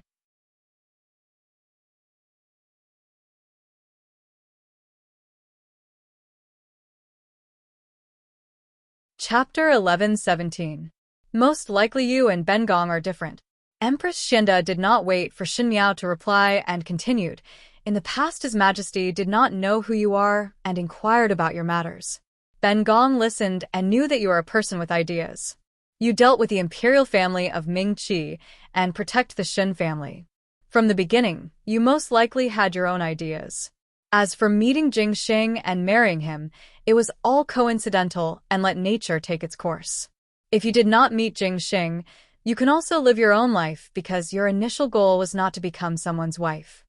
But Ben Gong is different." She looked at the ruby on her long armor and said, "Ben Gong's family is rich and stable, and there is no spearhead in the disputes with the court and was born without worries." When Ben Gong met the emperor, Ben Gong felt that the most important thing in life was to become his wife and accompany him for a lifetime.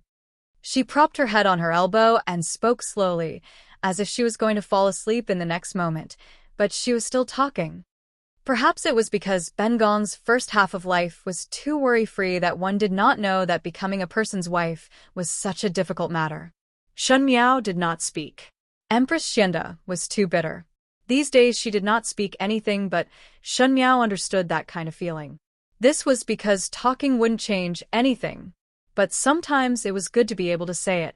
Now that Empress Xianda was willing to speak it out, at least it was better than keeping it in her heart. After the emperor left, Ben Gong did not know what to do. The females in the inner palace were also dismissed. This palace was originally noisy and annoying, but now it was deserted, making one feel strangely lonely. Ben Gong thought that it would be better if one did not meet the emperor in the beginning. One would rather be like you, to fight against the imperial family and protect the Shen family carefully. It would be better than this destined sad ending. Her words were too sad and too desperate. Shen Miao comforted her. This official's wife is also the same. In fact, no one's entire life is always peaceful and smooth. Ever since this official's wife was born, other than the concern of parents and older brothers, there was not a moment when the heavens bestowed a good life. This official's wife never dared to hope for these, so one can only believe in oneself for everything. Meeting your highness is this official's wife's good fortune, but if not for your highness, this official's wife's path would have been even more difficult. Pausing, she continued, it is the same for the Empress. Even if the Emperor leaves first, the Empress should think of herself and live for herself.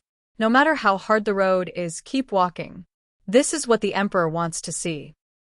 Empress Xianda was silent for a long time, so long that Shen Miao thought that she did not hear her words at all before she heard her say, Qin Wang Fei, thank you.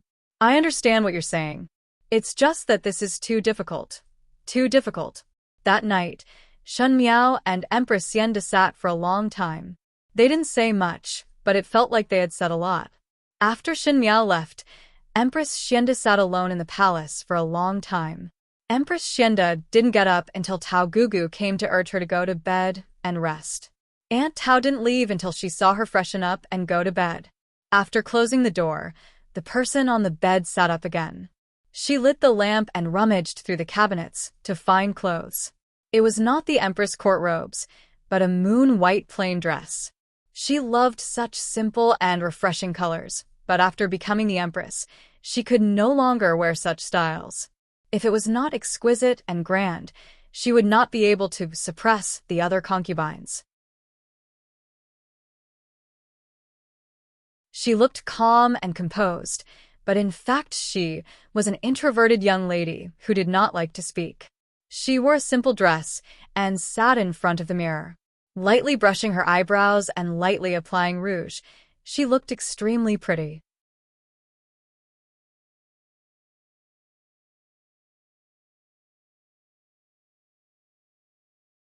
Chapter 11:18. She took out a pen and paper from the drawer and started to write a letter. Forget it. She put the letter into an envelope. Finally, Empress Xianda took out an exquisite jade box from the bottom of the cabinet. That box was covered with a faint layer of dust. From the moment she married Emperor Yongle, she knew of his illness. To marry a man who did not know when he would die, it required a lot of courage. But she was the bravest young lady in the imperial censor's residence, and most yearned to be a hero. Emperor Yongle was not considered a hero as he played politics and won over the hearts of the people and was not upright. But Empress Xianda still felt that he was still her hero. In the beginning and in the end, there was a slender bottle in that jade box. She took it out and held it in her palm. On the day she married Emperor Yongle, Empress Xianda prepared this bottle for herself. She looked at herself in the mirror and said, Qingzhen, the people of Jianghu are heroic, righteous, and daring to love and hate. Even though you are in an official's family, you yearn for Jianghu. If there is a day that he unfortunately leaves, you must follow in the Yellow Springs. This is your decision. For so many years, every year, Empress Xianda would take out that bottle to take a look and was glad that the bottle was not used. Every year, she stole it from the heavens, and it was an exceptionally happy time. Now, it was finally the time to take it out. She was very timid, so timid that after Xiechi left, she did not have the courage to live the remaining days. She was also very bold, so bold that she knew from the beginning that she would have such an ending but still resolutely went forward. Xingji, I am here to see you, she said softly, and drank the contents of the bottle in one gulp. The moon gradually rose from the clouds and hung high above the willow tree branches, as if it was smiling at the joys and sorrows of the world. It was so perfect that one wanted to cry. Shen Miao's rest that night was very uncomfortable. Her dreams were always exceptionally noisy, and she wanted to hear clearly what was going on, but she could not understand. Only when Jingzhe woke her up, Shen Miao looked at the bright sky outside and got up. When she touched her forehead, it was cold sweat, and a trace of uneasiness flashed across her heart. Luo Tan ran in from outside. Her eyes were red as she looked at Shen Miao and said softly, "The Empress has passed away." Shen Miao took the handkerchief from Jingzhe's hands, and it fell to the ground with its paw sound. In less than a month, Emperor Yongle and Empress Xianda passed away. The world mourned. When Emperor Yongle passed away, Empress Xianda sacrificed herself for him. Those imperial concubines who used to fight with each other in the palace also rushed over when they heard the news. When Empress Xianda was the empress, she was kind and generous. In addition, Emperor Yongle wasn't close to her, so these favored concubines didn't have any thoughts about Empress Xianda. There were even people who sighed when they learned of this. Empress Xianda's father appeared very calm from beginning to end. Perhaps he had already predicted that Empress Xianda would make this decision. Although he was sad, he did not find it unacceptable. Shun Miao followed the etiquette of the Empress' grave and brought Empress Xianda and Emperor Yongle together into the Emperor's tomb. At this point, this group of wise rulers and virtuous empresses could only forever remain in the history books of the Great Liang. What followed was a lot of things. Emperor Yongle had passed away, and there was still Empress Xianda. Empress Xianda had passed away, so who would be in charge of the court? Even though Emperor Yongle had left the Edict of Succession, but Xie Jingxing had not ascended the throne yet. Speaking of which, it was not possible to call Shun Miao as the empress. But Emperor Yongle did not have any other siblings, and the only blood relation was Xie Jingxing.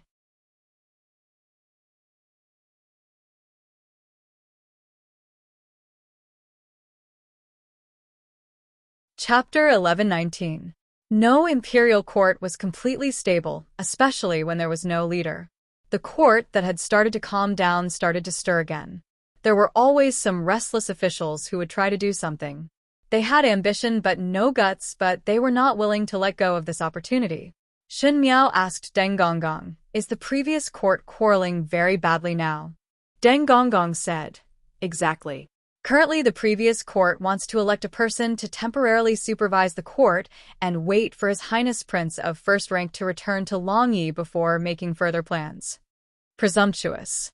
Shun Miao's lips twitched. Really want to steal the country? Deng Gonggong kept quiet. He did not know why, but he always felt that this young Prince Rui's consort had an indescribable temperament. This temperament was very similar to the original Empress Xianda, but it was even sharper than Empress Xianda. Usually she looked gentle and easy to talk to and would not delve deeply into anything, but once her face turned cold, it would make others feel intimidated. It was very similar to Prince Rui, Xie Yuan's feeling. But before Emperor Yongle left, he had instructed Deng Gonggong to wait for Xie Jingxing to return and assist him. Deng Gonggong had lived in the palace of Longyi since young and could help with many things. Now that Xie Jingxing had not returned, Deng Gonggong naturally could not be careless with Shun Miao's instructions. "Deng Gonggong, tidy up. I will go to the previous court," she said. Deng Gonggong was surprised for a moment, for the court is in chaos, and at this critical juncture, if bad news were to spread, it would be inevitable that the people of Longyi would panic, and chaos would cause trouble. It is better for me to be the bad guy first, and it does not matter what others think. One must first pacify the restless hearts of the people. But Deng Gonggong looked at Shun Miao's lower abdomen and said, "You are still pregnant. It is because of this child that the previous court can be kept in check." Shun Miao smiled gently. With the blood of the imperial family, even if they want to do anything, they would have to worry about their reputation. Even though I am a Ming-Chi person, and they would definitely make an issue out of this, but the child in my stomach has the blood of the imperial family, and no matter what, they would not dare to be disrespectful to me. Eunuch Deng thought for a while and said, "This can indeed calm things down temporarily, but in this way, Princess your pregnancy can't be hidden anymore. I originally hid it because I didn't want Your Highness to be distracted on the battlefield. Now that the war is nearing its end, the dust has settled, and victory is right in front of us, there is no need to hide anything." She looked at Eunuch Deng, who was still frowning, and said with a smile, "You are afraid that the palace is not peaceful, and someone wants to harm me." Eunuch Deng hurriedly folded his sleeves and said, "I will definitely protect the safety of Princess Consort and the little heir." Shun Miao nodded her head. "Thanks for the trouble." After Deng Gonggong withdrew, Shun Miao then gave a sigh of relief and sat on the chair, looking at the fallen leaves outside the window. Empress Xianda had left in too much of a hurry, and many of the problems she left behind became apparent. The palace that was so big and lively in the spring was now deserted. It actually gave off a feeling of desolation. However, she knew that the matter was far from over. Before Xie Jingxing returned, it was what she had to do to settle down the somewhat chaotic court. "Ever since you were born into my stomach, there was really not a good time," Shen Miao said softly to her stomach, "but everything will be better." 5 days later, the imperial edict of the previous court was made public, and the entire court was in an uproar.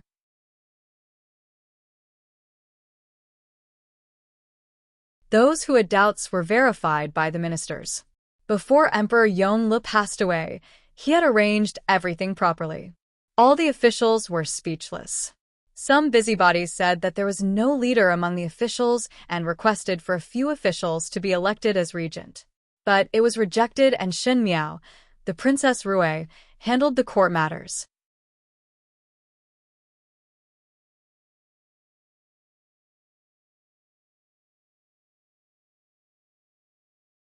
Chapter 1120. In a short period of time, memorials were spread everywhere, and rumors flew everywhere. Everyone said that Shen Miao was a Ming Qi's person and was clearly a spy sent by Ming Qi. Now that there was no one in court, she wanted to usurp power with wild ambitions. This rumor spread very quickly and also subsided very quickly because Shen Miao appeared in the court with a big belly. And Deng Gonggong, Tao Gugu, and the rest also proved that Empress Xianda brought Shen Miao into the palace because she wanted to protect this only imperial bloodline. With this child, there would be nothing to do in name. In addition, on the day that Shen Miao came out, her methods were thunderous and the checks and balances were subtle, ruthlessly dealing with those troublemakers. She balanced kindness and power, which made others have a feeling that if something were to happen at this time, when Xie Jingxing returns, one fear that there would not be a good result to eat. Half of it was because of the fear of Shen Miao, and the other half was because of the fear of Xie Jingxing. This storm quickly subsided. But Shen Miao did not have a leisurely time. She had to do what she said. Since she had taken up the responsibility, she couldn't just say it casually. These days she had been looking at memorials. After Emperor Yongle passed away, many memorials were accumulated, and with the addition of Empress Xianda's death, the memorials piled up even higher. She looked through the memorials one by one, and sometimes it would be late at night. Jing Zhe and the rest felt sorry for her, but could not persuade her no matter what, so they could only accompany her.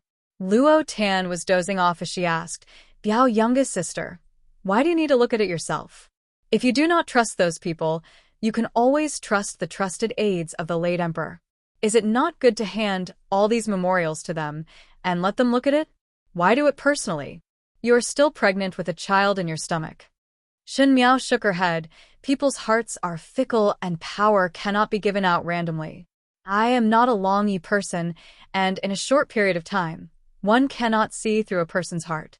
One cannot predict if there will be any changes in the future, so it is better to look at these things yourself. Once something goes wrong, it is not easy to make up for it." Perhaps Emperor Yongle originally had trusted aides, but after Emperor Yongli's death and Empress Xianda's death, no one could predict if these people would have other thoughts. If this was Ming Qi, Shen Miao would have an understanding of these people, and naturally, it would not be a problem. But this was Long-Yi, and she had not been in Long-Yi for a long time, not to mention that in such a short period of time, she was able to completely understand a person's character. In the end, it was because there was no one here that he could trust. Eunuch Deng, who was serving at the side, nodded approvingly. Eunuch Deng inevitably doubted Shen Miao's words. If she just said it casually, wouldn't it be a slap in the face of the royal family in front of so many courtiers? Females would always be more delicate. The things that Empress Xianda could do was because Empress Xianda was the empress, but Shen Miao had never done these things before. Like a man, reading reports till late at night and worrying about the livelihood of the world. To her, it was too much of a stretch. Fortunately, Shen Miao did a good job. Her handling of some matters could even be said to be perfect. Even though Eunuch Deng did not understand the court matters, he was most proficient in observing one's words and body language. Those courtiers initially opposed to and suspected, but recently they had eased up. That meant that Shen Miao did not do too badly, else these people who were nitpicking from the start would not have not found any mistakes until now. Eunuch Deng was somewhat gratified. If Shen Miao was such a person, then she would not be inferior to Emperor Xianda. Perhaps the Great Liang's country would really be like what Empress Dowager Jing Xian hoped for, lasting for hundreds of generations and evergreen. This is too hard, Luo Tan said, but yesterday I heard them discussing after court that your luck is quite good and the few decisions you made were very perfect. Tiske, Luo Tan disdainfully said. How is it luck? It is clearly true ability. Biao, youngest sister, how can you know everything?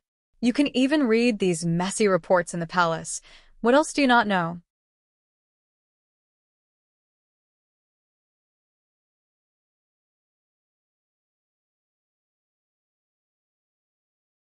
Chapter 11:21. Shen Miao rolled her eyes at her. There are many that do not know. For example, Luo Tan excitedly rushed forward. For example, not like you, curious about everything. Luo Tan was resentful before continuing. Anyway, the bitterness is almost over and the sweetness is coming. You are about to give birth and brother-in-law is about to win the war. At that time Gu Fu and my father will come over and our family will be reunited. Think about it, the hardships now are nothing. Shen Miao gently smiled. Yes, the hardships now are all worth it. Xie Jingxing's news came in a few days. Ming Qi was destroyed, and the Qin country saw that there was no hope of peace, so the Qin emperor fled to the north. Now the Great Liang soldiers were rushing towards the Qin country's capital, and after occupying the capital, Xie Jingxing would first return to the Great Liang. In a sense, the war had already ended, and now they were waiting for the triumphant return of the hero. This was the best news that they had heard since they came in. It is just that. Shen Miao sighed. Xie Jingxing thought that he already knew about the matter of Emperor Yonlu and Empress Xianda. When he returned to the Great Liang and went to the imperial tomb to attend the funeral, one did not know what kind of feeling he would have. The last person in this world who was related to him by blood had left. From now on, he was truly alone. But he was not considered to be alone, as at least there was still Shen Miao and the child. Tao Gugu smiled. It is estimated that the Qinhuang Fei will give birth on the first day of the next month. There are still more than 10 days, so everyone must pay attention in these few days. Luo Tan rubbed her fists. I am really too happy. It is just that one do not know if it is a little niece or nephew. It makes one's heart curious. I guess it is a little niece since she is so obedient and does not make a fuss. That is not necessarily so, Tao Gugu said. The Qinhuang Fei's stomach is sharp and it might be a little air. Shen Miao smiled as she listened to their guesses, but her heart had never felt so secure before. After giving birth to the child and waiting for Xie Jingxing to return, perhaps this year's hardships and chaos would come to an end. In the future, there would finally be good times. However, in this world, there was no such thing as perfection. Even if it was a good ending, there would definitely be 18 twists and turns in the middle. There would be endless difficulties and obstacles, and in the end, there would be some big trouble that would add to the mess. It was as if this was the only way to show the preciousness of a good ending and the difficulty of happiness. As for Shen Miao, when she thought that she would be able to walk unimpeded to a happy ending, she met with such a big trouble. It was an autumn day. The sky was clear. The air was clear, and the wind was gentle. It was a rare good weather. Shen Miao sat at the side of the courtyard, and it was rare for her to finish reading the booklet early. One did not know where Luo Tan went to find a kite, but her childlike innocence had not diminished and was happily playing with the female officials in the palace. Shen Miao was infected by her laughter and could not help but reveal a smile. She saw Eunuch Deng walk in quickly from the outside with a rare solemn expression. When he saw Shen Miao, he indicated for her to walk into the inner hall. Shen Miao saw that he seemed to have something important to say and was supported by Jingzhe to the inner hall. As soon as they arrived at the inner hall, Eunuch Deng said, Princess, bad news. The remnants of the Liu family have attacked the city. Remnants of the Liu family? Shen Miao frowned. Everyone from the Liu family. Weren't they all eradicated in Riyang? Among the remnants of the Liu family, second young Lady Liu's husband is a military official and kept a private army. At that time they were not in Longyi, but in the outskirts of Longyi, pretending to be ordinary people. These people have dealings with the Yi family. At the beginning, when the Yi family was in trouble, Yi Mao had given these people a huge sum of money. Now that these people have horses and carriages ready, they have already planned to attack the city and are currently fighting with the city guards. Eunuch Deng said.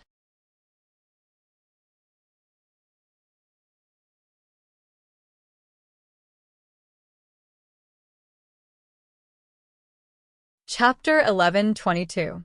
Shen Miao frowned, and after a long while, she said coldly, "A centipede dies, but does not fall down." In order to deal with the imperial family, the Liu and Yi families really racked their brains. She looked at Deng Gonggong. "They are coming for me." Eunuch Deng wiped the sweat from his forehead and said, "Princess, just the remnant forces of the Liu and Yi families could not contend against Xie Jingxing, who is leading a large army."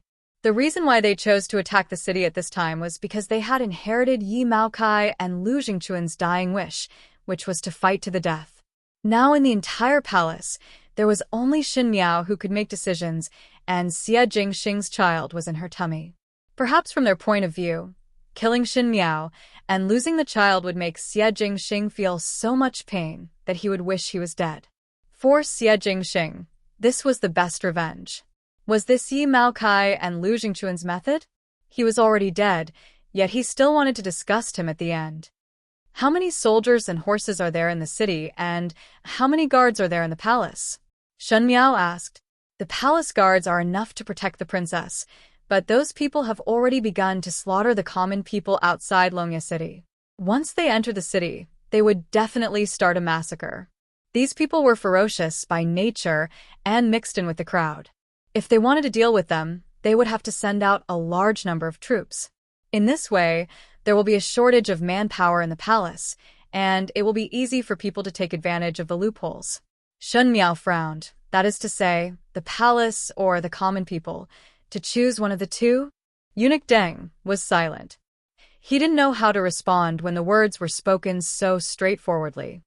Understood. Shen Miao nodded her head. Move the imperial guards out to protect the common people. Princess. Eunuch Deng was stunned. You can't ignore your own life and death. If you are in danger, how can I explain it to His Highness? It is not that one want me to disregard my own life and death. Shen Miao said, it is just that do you think that those people are only outside the city? He was afraid that someone had already infiltrated the city. What they were doing was nothing more than arousing the fear of the common people. If they still left the imperial guards in charge of the palace at this time, once they said a few words, the common people would be easily incited. If the hearts of the people were unstable, even if the imperial palace was impregnable, it would still fall apart. Especially since His Highness is about to return, we can't afford any trouble. Seeing Deng Gonggong's disapproving expression, Shen Miao said, Moreover, I will not joke around with my own life. Before His Highness left, he left me some men and horses. They will protect me. Some of the MOU army that were left in the residence of Prince Rui also followed Shen Miao into the palace. She knew in her heart that she didn't have a choice now. Lu Jingquan and Yi Maocai's final move seemed to be deliberately disgusting. If Shen Miao only cared about herself and did not care about the lives and deaths of the commoners, after this matter, even if Xie Jingxing ascended to the throne in the future, he would end up with the reputation of being cold and selfish. When an emperor first ascended the throne, the most important thing was the support of the people. If he lost the hearts of the people, his foundation would not be stable from the start. Even for Xie Jingxing, he could not let the imperial guards only care about the imperial palace. Seeing that she seemed to have made up her mind, Eunuch Deng no longer insisted. He went to make arrangements according to her words. Shen Miao, however, was not as indifferent as she looked. She furrowed her brows.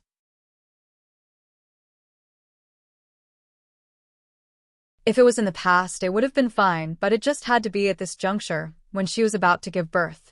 Perhaps the remaining rebels had taken advantage of this opportunity. No matter what, she must protect the child in her stomach. When Luo Ting got the news and rushed over, she was also worried and persuaded her, "Biao, youngest sister, it is better for you to go and find a place for us to hide and wait till the child is born. Now the palace is not safe, and everyone knows that you are in the palace." Naturally, the rebels also know about it. Once there are fewer guards in the palace, they will definitely attack.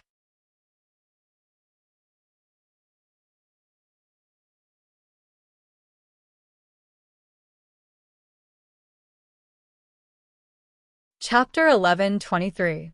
Shin Miao shook her head. "If I were to leave, one fear that on the second day, those people would say that I escaped for my life. This imperial palace is like a battlefield. I will retreat first. Once the rebels come, the prestige of the imperial family will not be able to be maintained." But Luo Tan still wanted to say something. "No buts. Persevere for a few more days, and Xie Jingxing will be back." Shen Miao said, "It will be fine as long as one can endure through this period of time." As expected by Shen Miao, in less than the second day, rumors started to spread in the streets and alleys that Rui Wangfei had already led her people to escape and did not care about the life and death of the commoners in Longyi.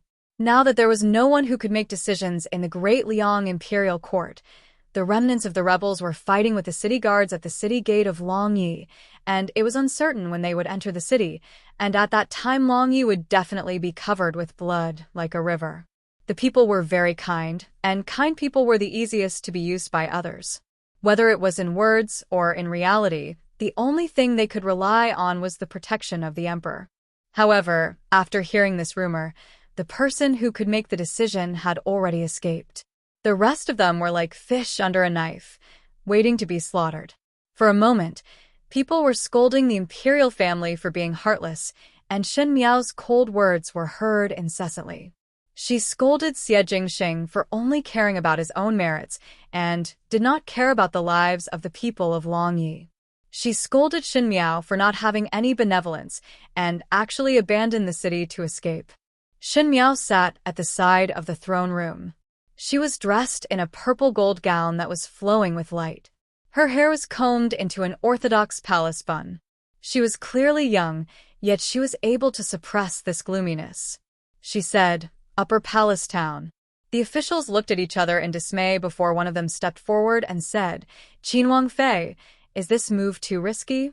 This person initially opposed Shen Miao supervising the court and was the most opposed. However, in recent days, he had become much more well-behaved. "Only by taking risks will the people believe that we won't abandon them in times of danger." She stood up and Jingzhe and Guyu quickly supported her. Now that she was pregnant, it was somewhat inconvenient to walk. Although the palace was called a city, it was better to call it a city tower.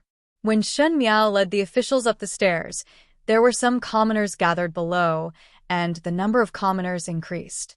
Mo Qing led the MOU army, and the imperial guards in the palace were all ready to go, to prevent any assassins from sneaking up on them. Among the commoners, there were some who recognized Shen Miao, and immediately someone exclaimed, "It's the Qin Wangfei." In just a short moment, the area below the city gate tower was so crowded that not even a drop of water could trickle through. Perhaps more than half of the people of Longyi had come over. Shen Miao looked down and slowly opened her mouth. "Citizens, there have been many rumors recently. The remnants of the Lu family and the rebels of the Yi family are entangled with each other. They even ambush Longyi to confuse the people." In the wind, her voice was neither loud nor soft. It seemed to have the power to comfort people, but it was also full of determination, making people feel the determination in her tone. "However, don't be gullible. I swear in the name of Rui Qin Wangfei that if the city exists, I will exist. If the city perishes, I will die. I am with you, and I will fight with you." There was an uproar below the city walls. There were those who were doubtful, but there were also those who believed. "The soldiers of Great Liang are fighting outside. I am in Longyi. I am also a member of Longye's Xie family. As long as the Xie family's glory is not extinguished, I will not escape. There were no cowards in a general's family. They could lose, but they couldn't run. Furthermore, how could a mere remnant rebel disrupt the imperial court's order? What a joke. Her words were powerful and clear, but it was not noisy. Everyone looked up at that female, who was wearing a purple gold robe. She slightly raised her chin, and in a trance, one could see the young Qinhuang who was fighting outside. He was also arrogant, but had the qualifications. So, do not believe, do not speak, do not fear, do not be timid. I will be in this imperial palace. See who dares to come. The purple cloak fluttered in the wind, and the flag behind her was raised high.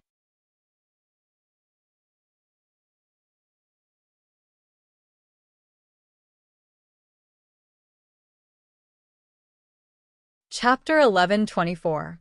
The commoners were silent for a moment before cheering together. The cheers shook the heavens, as if it was going to break through the clouds. No one did not like victory. The commoners needed to be appeased, and even more so needed a domineering oath. The ruler was not present, and this female was able to take up the responsibility. She had courage, and it was admirable and made one feel at ease. It was a very supportive look. And the civil and military officials standing behind her were moved when they saw this scene. The power of words was like this. This female seemed to be able to stir one's heart. She picked the most passionate part of the heart and made people's blood boil. Imperceptibly, it strengthened the Longyi city's city gates by another layer. Shen Miao turned and left. In the next few days, the rumors in Longyi had subsided. Even if there were busybodies inciting, the commoners would immediately refute. After all that day, Shen Miao had personally ascended the palace under such a dangerous situation, and her words were encouraging. As long as the commoners settled down, the power of the people's hearts would be shown. However, the Lui rebels were attacking even more ferociously outside the city. They seemed to be in a frenzy. Shen Miao had to look at the usual memorials and at the same time arrange for the imperial guards to reinforce the city's defenses. She was busy all day. Moreover, she was pregnant, so she felt a little powerless. On this day, she had just woken up early when she saw Luo Tan running in. Seeing her, she said, "Biao, youngest sister, someone is here to see you." Shen Miao frowned. Who? In the palace, other than speaking a few words to those officials when she was in court, no one would specially come to see her. She did not have any relatives or friends in Longyi, and the best were all in the palace. "Let me help you out to take a look," Luo Tan said. Luo Tan helped Shen Miao out, and when they reached the main hall, they saw a person sitting at the table, and Jingzhe was pouring tea for that person. The person who came was wearing a green robe, and was still as proud as she remembered. Shen Miao cried out involuntarily, "Mr. Pei's?" Pei Lang turned his head. One parted for nearly a year, and too many things had happened in this 1 year. In the beginning, when Pei Lang chose to leave, it was already the best choice from some aspects. After all, in the memories of the previous lifetime, no one knew what kind of mood they should have to face the other. When he saw Shen Miao, he smiled instead, heard that Longyi is in trouble and the palace is in danger. Although I don't have any special abilities, at least I can share some of the burden. Shen Miao frowned and did not speak for a moment. Pei Lang smiled. There is no need to think too much. I am a Ming Qi's person, and in Great Liang, at least we are from the same hometown. Furthermore, they were teacher and student back then, so it wasn't like they didn't have any friendship at all. This time, I'm here to help my fellow villagers. He looked at them with a calm smile, as if nothing had happened. Shen Miao carefully sized him up and saw that his expression was calm, as if he had let go of the past, and her heart could not help but relax. For Shen Miao, that part of the past was something that had happened a long time ago. She placed more importance on the future. Pei Lang's appearance could indeed help her share a lot of problems. She said, "I'm going to owe you another favor." Last time, it was Pei Lang who took a blow for her. "Oh," Pei Lang asked in a soft voice. Then he laughed and said, "It's good that you can think that way." When he raised his head to look at Shen Miao, he said, "Do not waste time. Now start to deal with Long Ye's most important matter. What was the most important matter for Long Ye now? It was naturally to clean up the rebels and protect the safety of the commoners in the city.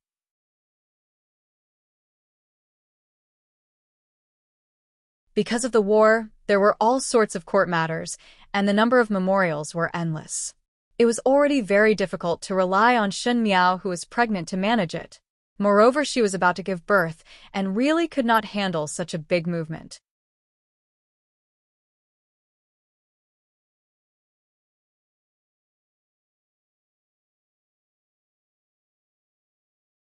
Chapter 11:25. After Pei Lang came, the burden on Shen Miao's body became lighter. Pei Lang was originally Fu Xiuyi's advisor and naturally had some understanding of the court's matters. Moreover, he was naturally talented in this aspect, so he was well-rounded. Even if it was his first time entering the Great Liang's court, he was able to do it with ease. But there was also a difficulty. Long Ye's manpower was able to protect the commoners in the city, but to divert the remaining strength to clear out the rebels, it would be too much to care about the head and not the tail.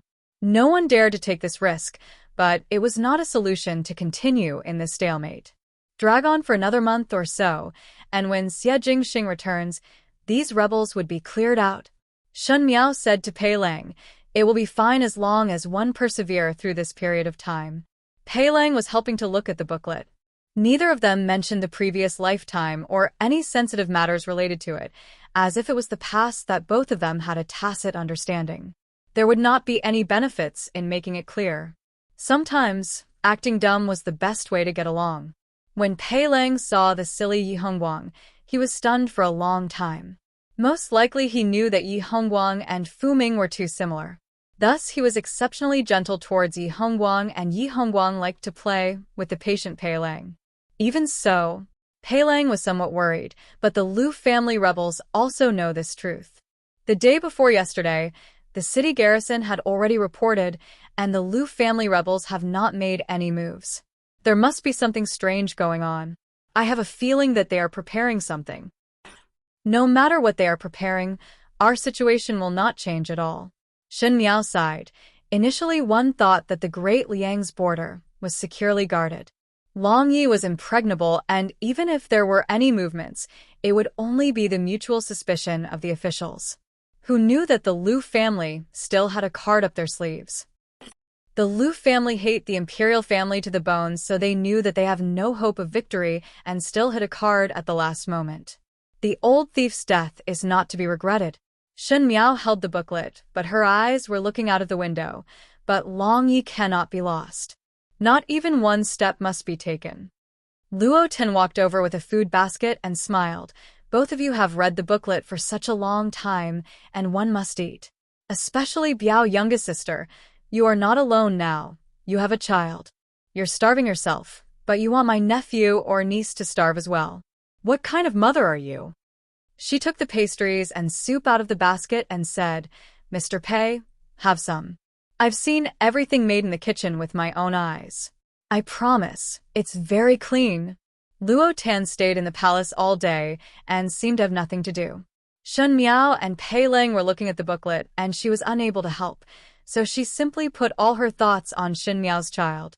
There were many people in the palace, and eating was even more troublesome. Many women's children were mysteriously lost while eating. Luo Tan simply moved a small stool every day and guarded the imperial kitchen. Even if there was Tao Gugu and Jingzhi Guyu, it was not enough, as she had to personally witness all kinds of things being cooked.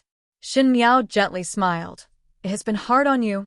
Pei Lang's gaze fell on Shen Miao's bulging abdomen and hesitated for a moment before asking, "About? It should be within these few days, right?" "One cannot say for sure," Shen Miao said, "but I feel that it should be soon."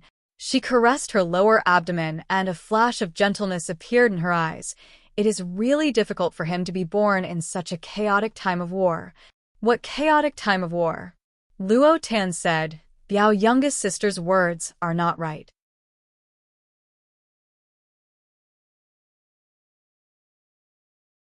One must know that now the world is at peace, and the chaotic times are stable, and it is a prosperous time. When brother-in-law returns, that little fellow will have a father who had won the war, and the entire world will be cheering for his birth. How would one be able to encounter such an honor? Why does such a good thing sound like a bad thing when it comes from your mouth?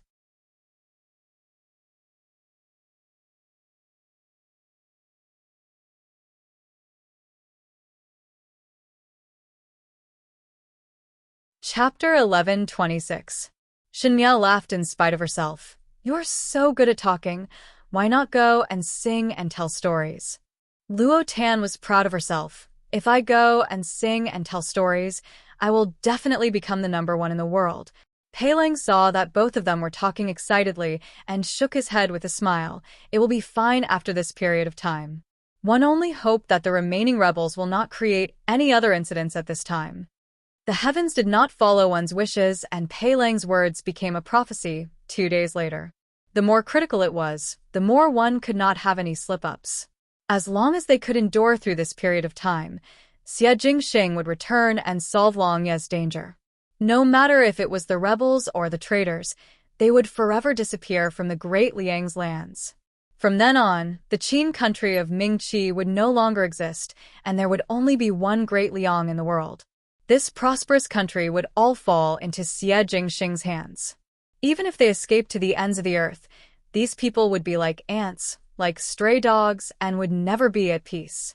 From the start, they did not plan to leave alive, else they would not have attacked Long Yi. But the premise was to kill Xin Miao and the flesh and blood in her womb, then this battle to the death would be worthwhile. Now that the days had passed, the commoners were not successfully incited, and the imperial family was stable. The rebels would also be anxious. They were anxious to make the entire Long Yi into a mess, so that when Xie Jingxing returns, he would be faced with a mess and the tragic death of his wife and child. Thus they launched a crazy attack on Long Yi 2 days later. Just like Pei Ling guessed, there must be a demon in the abnormal situation. They formulated a detailed plan, and this plan was originally made by Lu Maokai to force the abdication, but no one did not expect that it would be used to deal with the imperial city where there was no one. But just like what Xin Miao said, no matter what, their situation would not change at all. In Lu Maocai's plan, the Lu family soldiers would deal with the imperial guards. Now that these remaining rebels were not as brave as the Lu family soldiers, and these imperial guards were not as much as Emperor Yongle, it was just enough to fight to a draw. If the imperial guards were to be deployed to protect the commoners, there would naturally be fewer people in the imperial palace. Xin Miao's situation was also very dangerous. Qin Wangfei, why not summon more people back to the palace? Deng Gonggong said, one fear that it is safer to have more people in the palace. It is useless to have 1 or 2 more people, but there is no one outside. Never mind. Shen Miao said, let it be like this. It will be all right to guard tonight. The thieves also needed to rest and recuperate. Since they had failed to attack the city tonight, their morale was naturally reduced by half. Tonight is the most stressful time. After tonight, things will be much easier. Aunt Tao was a little nervous. But I'm worried. And Princess Yu, is the child in your belly really okay? Shen Miao subconsciously touched her lower abdomen. These days, she could clearly feel the child kicking and moving in her abdomen. But tonight it was very calm. He smiled and said, he's probably asleep. He also knows that he shouldn't cause trouble at this time, so he's very obedient. Pei Ling said, since we've made up our minds, we'll guard this place. But you still have to be fully prepared. Once something happens, let the entire MOU army come over and protect you to escape to a safe place. Although they had to defend the palace, human lives were the most important. Even if the commoners find out that you escaped, they won't blame you. After all, you still have to protect the royal bloodline. Xin Miao nodded her head. I also think so. Then everyone brace yourselves up.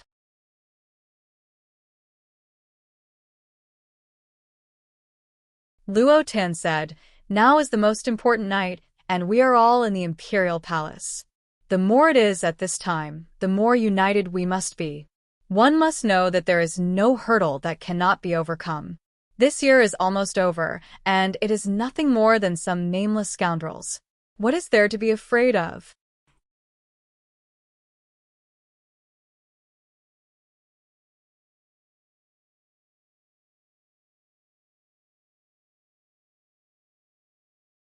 Chapter 11:27. Luo Tan grew up with the Luo family and had a sense of heroism and courage in her bones. The more dangerous the situation, the more she was not afraid. Her words made the blood of everyone in the palace boil with excitement. Even the palace maids and eunuchs in the Weiyang Palace all knelt down and said that they would live and die with the imperial palace. But it was not that hopeless. Shen Miao sat in the middle of the hall. The hall was very spacious, and when it was too spacious, it seemed somewhat vast. Pei Lang sat at the side flipping through the booklet while Shen Miao was in the hall looking at the documents that were sent by the court officials. As for Luo Tan, one did not know where she found the 9 interlocking rings to play with. Tao Gonggu and Deng Gonggu sat at the side and warmed the tea from time to time. It seemed that each of them had their own matters and were very busy. This diluted the tense atmosphere a little. But it was only a little because from time to time there would be reports from the Imperial Guards. What was the current situation in the city? Those rebels were indeed ferocious and massacred the commoners everywhere, as if they wanted to go against the Imperial family, causing panic everywhere. Fortunately, Shen Miao had mobilized more than half of the Imperial Guards and the city guards to fight with the Lu family endlessly, and for a moment there was no telling who had the upper hand. These rebels were very cunning. A portion of them were disturbing the hearts of the commoners, and a portion of them were secretly outflanking and attempting to attack the imperial palace. Listening to the sounds of weapons clashing and the shouts of the soldiers from time to time. Occasionally, with the light of the fire, it was impossible for anyone to truly calm down. It was like a bow that was pulled to its fullest, loosened, and then pulled to its fullest. Every move and action would affect one's heart, making it hard for one's heart to settle down. This night was exceptionally long, so long that the smoke from the incense burner was especially slow and scattered in the air, giving off a quiet fragrance, but it made one's heart jump to their throat.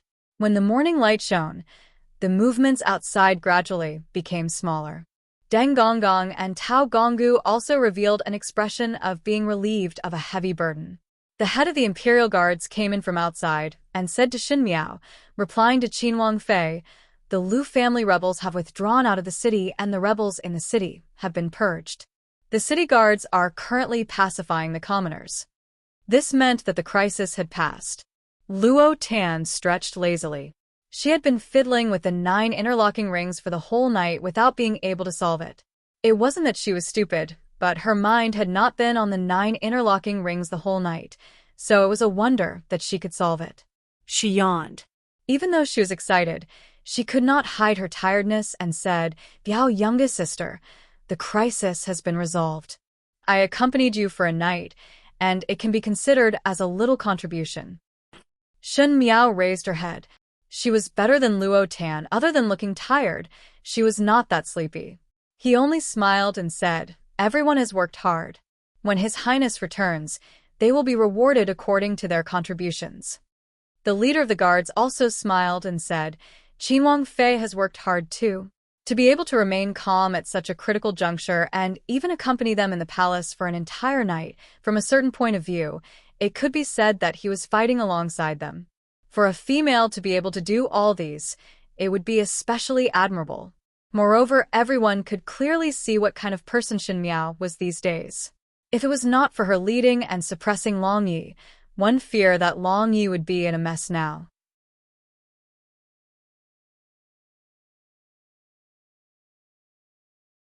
Pei Lang also raised his head from the booklet and looked at Shen Miao with a slight smile, as if he was relaxed. Tao Gonggu was most worried about Shen Miao's body and said, "Since everything is all right, Qin Wangfei should rest first. Ordinary people would not be able to stand it after sitting for an entire night, not to mention a double body." She came over to support Shen Miao. Shen Miao was supported by Tao Gonggu and just took a step out. She felt that her abdomen dropped and she suddenly paused.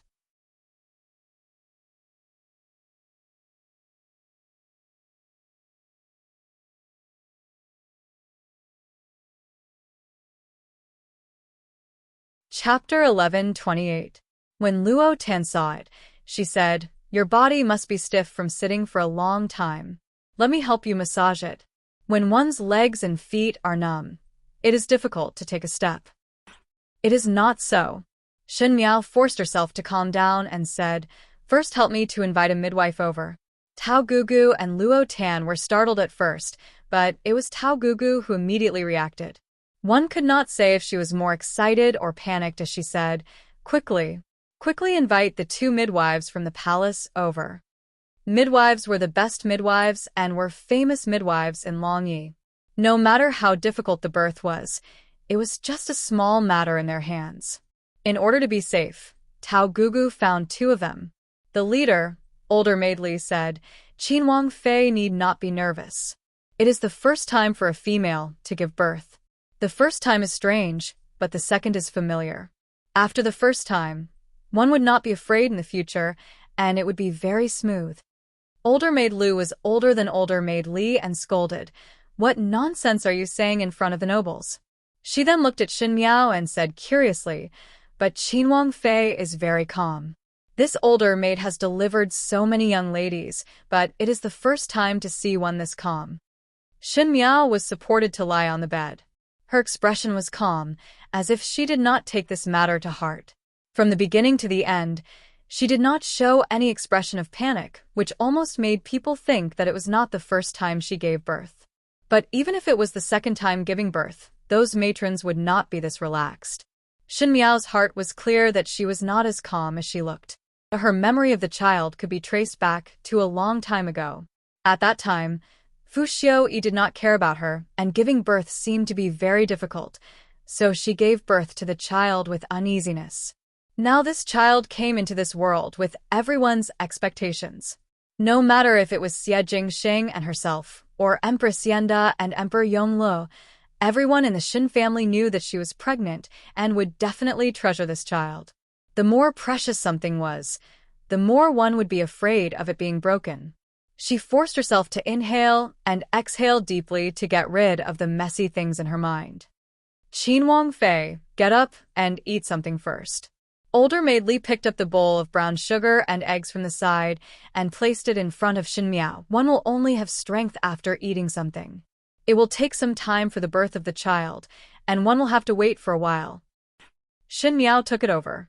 Actually, she did not have much appetite, but she still managed to finish the entire night. "Qin Wang Fei isn't delicate at all," Lu Pazi praised. "Those young wives in the past always had a bit of a temper. If she was the wife of a wealthy family, she would be even more picky." She refused to eat even a little, saying that she was not feeling well. Later on, she had no strength to give birth, and she was the one who suffered. "Qin Wang Fei is very sensible. This way, when the child is born, it will be very smooth." She saw that Shen Miao's expression was gentle and was not picky about their village identity. Thus, when she spoke, she was also intimate and not overly polite. Shen Miao knew that both of them were talking to distract her, so that time would pass faster. After all, she hadn't even given birth yet. Outside, Aunt Tao and the others were waiting. Luo Ten said, "My heart is beating very fast.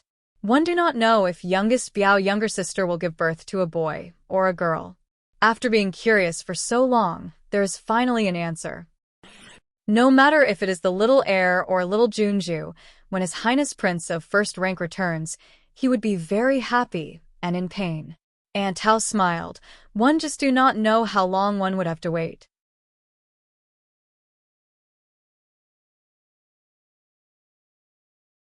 Deng Gonggong also appeared somewhat nervous. This is after all the first junior of the imperial family. If Her Majesty the Empress, His Majesty the Emperor and Empress Dowager's spirits in heaven, they would feel gratified.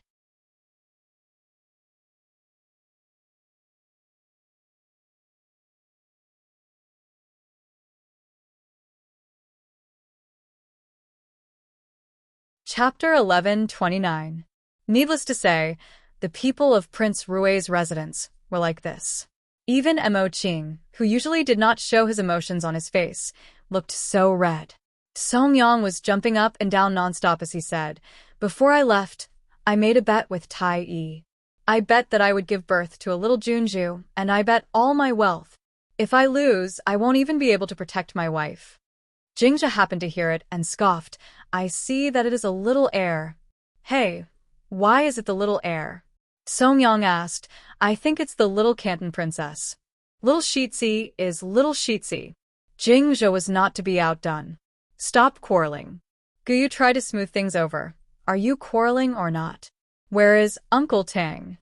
Uncle Tang was in the corner, chanting Amit Ba as he whispered, Ancestors of the Xiao family, please bless the princess consort and her son's safety, mother and daughter's safety, everyone's safety. From morning to afternoon, Shen Miao finally began to give birth in the evening. The midwife asked the palace maids to prepare clean water, towels, clean scissors, and other things. Luo Tan wanted to go in and take a look, but Aunt Tao stopped her. Tao Gugu and a few palace maids went in, along with Jingzhe and Guyu, so that no one would do anything. Shen Miao moaned softly on the bed. She endured it as best she could, but the pain grew stronger and stronger until it was almost excruciating. The pain was worse than any physical pain she had experienced since her rebirth. It was as if someone was cutting her abdomen with a pair of scissors. Qin Wang Fei, work harder. Use more strength. Older Maidly said, I can see the child's shadow. Outside, Pei Lang and the others felt as if time was passing like a year. From time to time, palace maids would carry a silver basin in and out, and the blood in the basin was a shocking sight. Luo Tan anxiously grabbed the nanny beside her and asked, What's going on? Why is there so much blood? The wet nurse comforted her. It doesn't matter. Women have to bleed when giving birth. Don't worry. However, Pei Lang's heart was far away. In the past lifetime, Fu Xiaoyi did not care about Fu Ming and Wan Yu's birth at all. At that time, he happened to pass by and Fu Xiaoyi let him take a look. When Shen Miao was giving birth to a child, from a certain point of view, it was Pei Lang who accompanied her through it. She did not expect that in this lifetime, Xie Jingxing was not by her side, and he was the one who accompanied her through it. This was also good. At least at this moment, she was not alone. At least he had been there for her. Every moment felt extremely long. After an unknown period of time, an old maid in the room exclaimed, He's out. It's the little heir. There's another one. They're twins. Twins. Prince Consort is so lucky. Not long after, he heard a wall sound coming from inside. The baby's cry was very loud. Everyone was overjoyed. Luo Tan almost fainted from happiness. But before they could catch their breath, they heard older Maidly exclaim, Qin Wang Fei, hold on. Don't sleep. Don't sleep. Pei Lang's heart tightened, and before he could react, he heard Tao Gu's sorrowful voice, Qin Wang Fei, hold on. Luo Tan was impatient and no longer cared about being afraid. She entered the room. Pei Lang hesitated for a moment before hearing Tao Gu's voice. Teacher Pei. Teacher Pei, come in. Pei Lang rushed into the room. Shen Miao was covered with a quilt, and her face was incomparably pale. She said to older maid Lu and older maidly beside her, It is all right as long as the child is saved. Qin Wang Fei. Older maid Lu and older maidly still wanted to say something, but could not speak.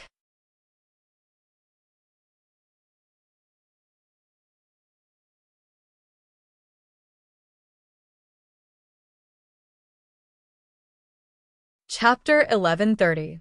What exactly is going on? Luo Tan was so anxious that she was about to cry. What is wrong with Biao's youngest sister? Why would you say such words without rhyme or reason? Qin Wang Fei's body was weak from the start, and this is a twin. One was distracted and tired before giving birth, and the fetus was not stable. Now one's body is extremely tired and had lost too much blood. Lu Mama could not continue speaking. It is very difficult for me to give birth. I feel that I am afraid I cannot make it. Biao older sister, when you see my father, mother, and eldest brother, help me say that I am unfilial to not be able to serve them in their old age. Luo Tan shook her head desperately. Biao youngest sister, these words cannot be said by me. Do not speak nonsense. You will be fine and alive to see Gu Fu and Gu Mu. It is unfilial for you to say such words. Do not say it, do not say it. At the end, There was a sobbing tone, and she could not control herself. Shen Miao smiled helplessly and looked at Pei Lang at the side.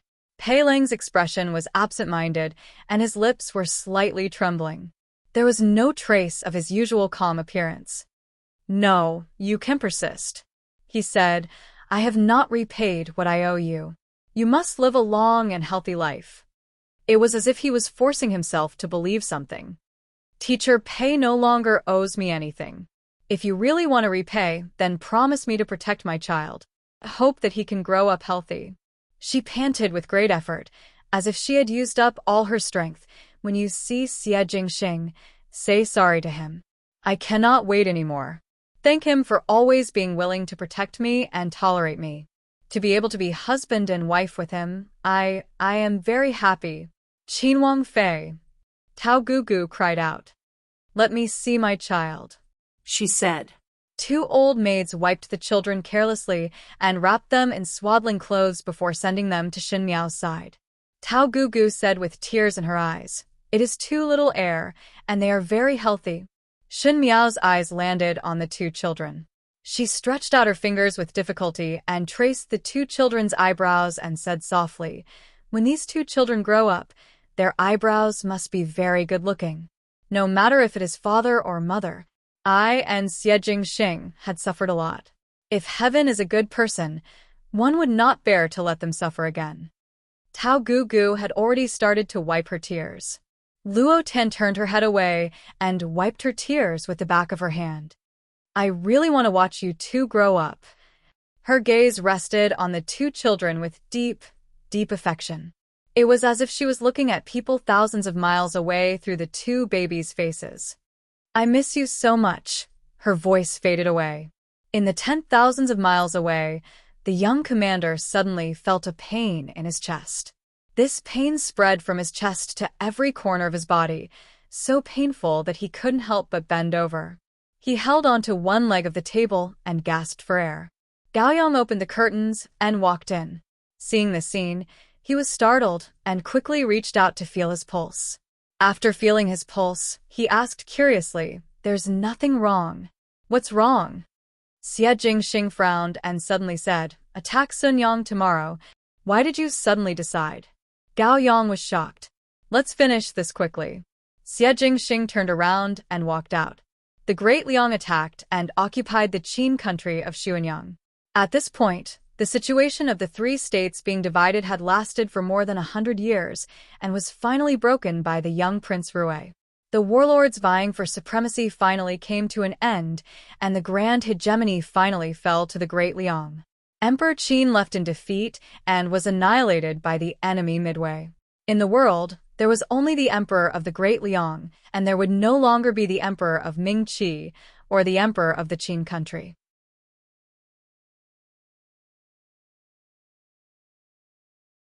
History would only remember the victors. Even though it was sad to be a subjugated slave, but if the old monarch was tyrannical and the new monarch was benevolent to the commoners, then the hearts of the people would eventually fall to the side of leniency. You're tuning in to the Li Mei's Wuxia Whispers YouTube channel. We're so grateful for your support, and don't forget to subscribe to join us on this incredible journey through captivating stories. Your generosity through donations truly makes a world of difference, as it's the primary source of revenue that allows me to expand and enhance this channel for you. Thank you from the bottom of my heart for being a part of this adventure.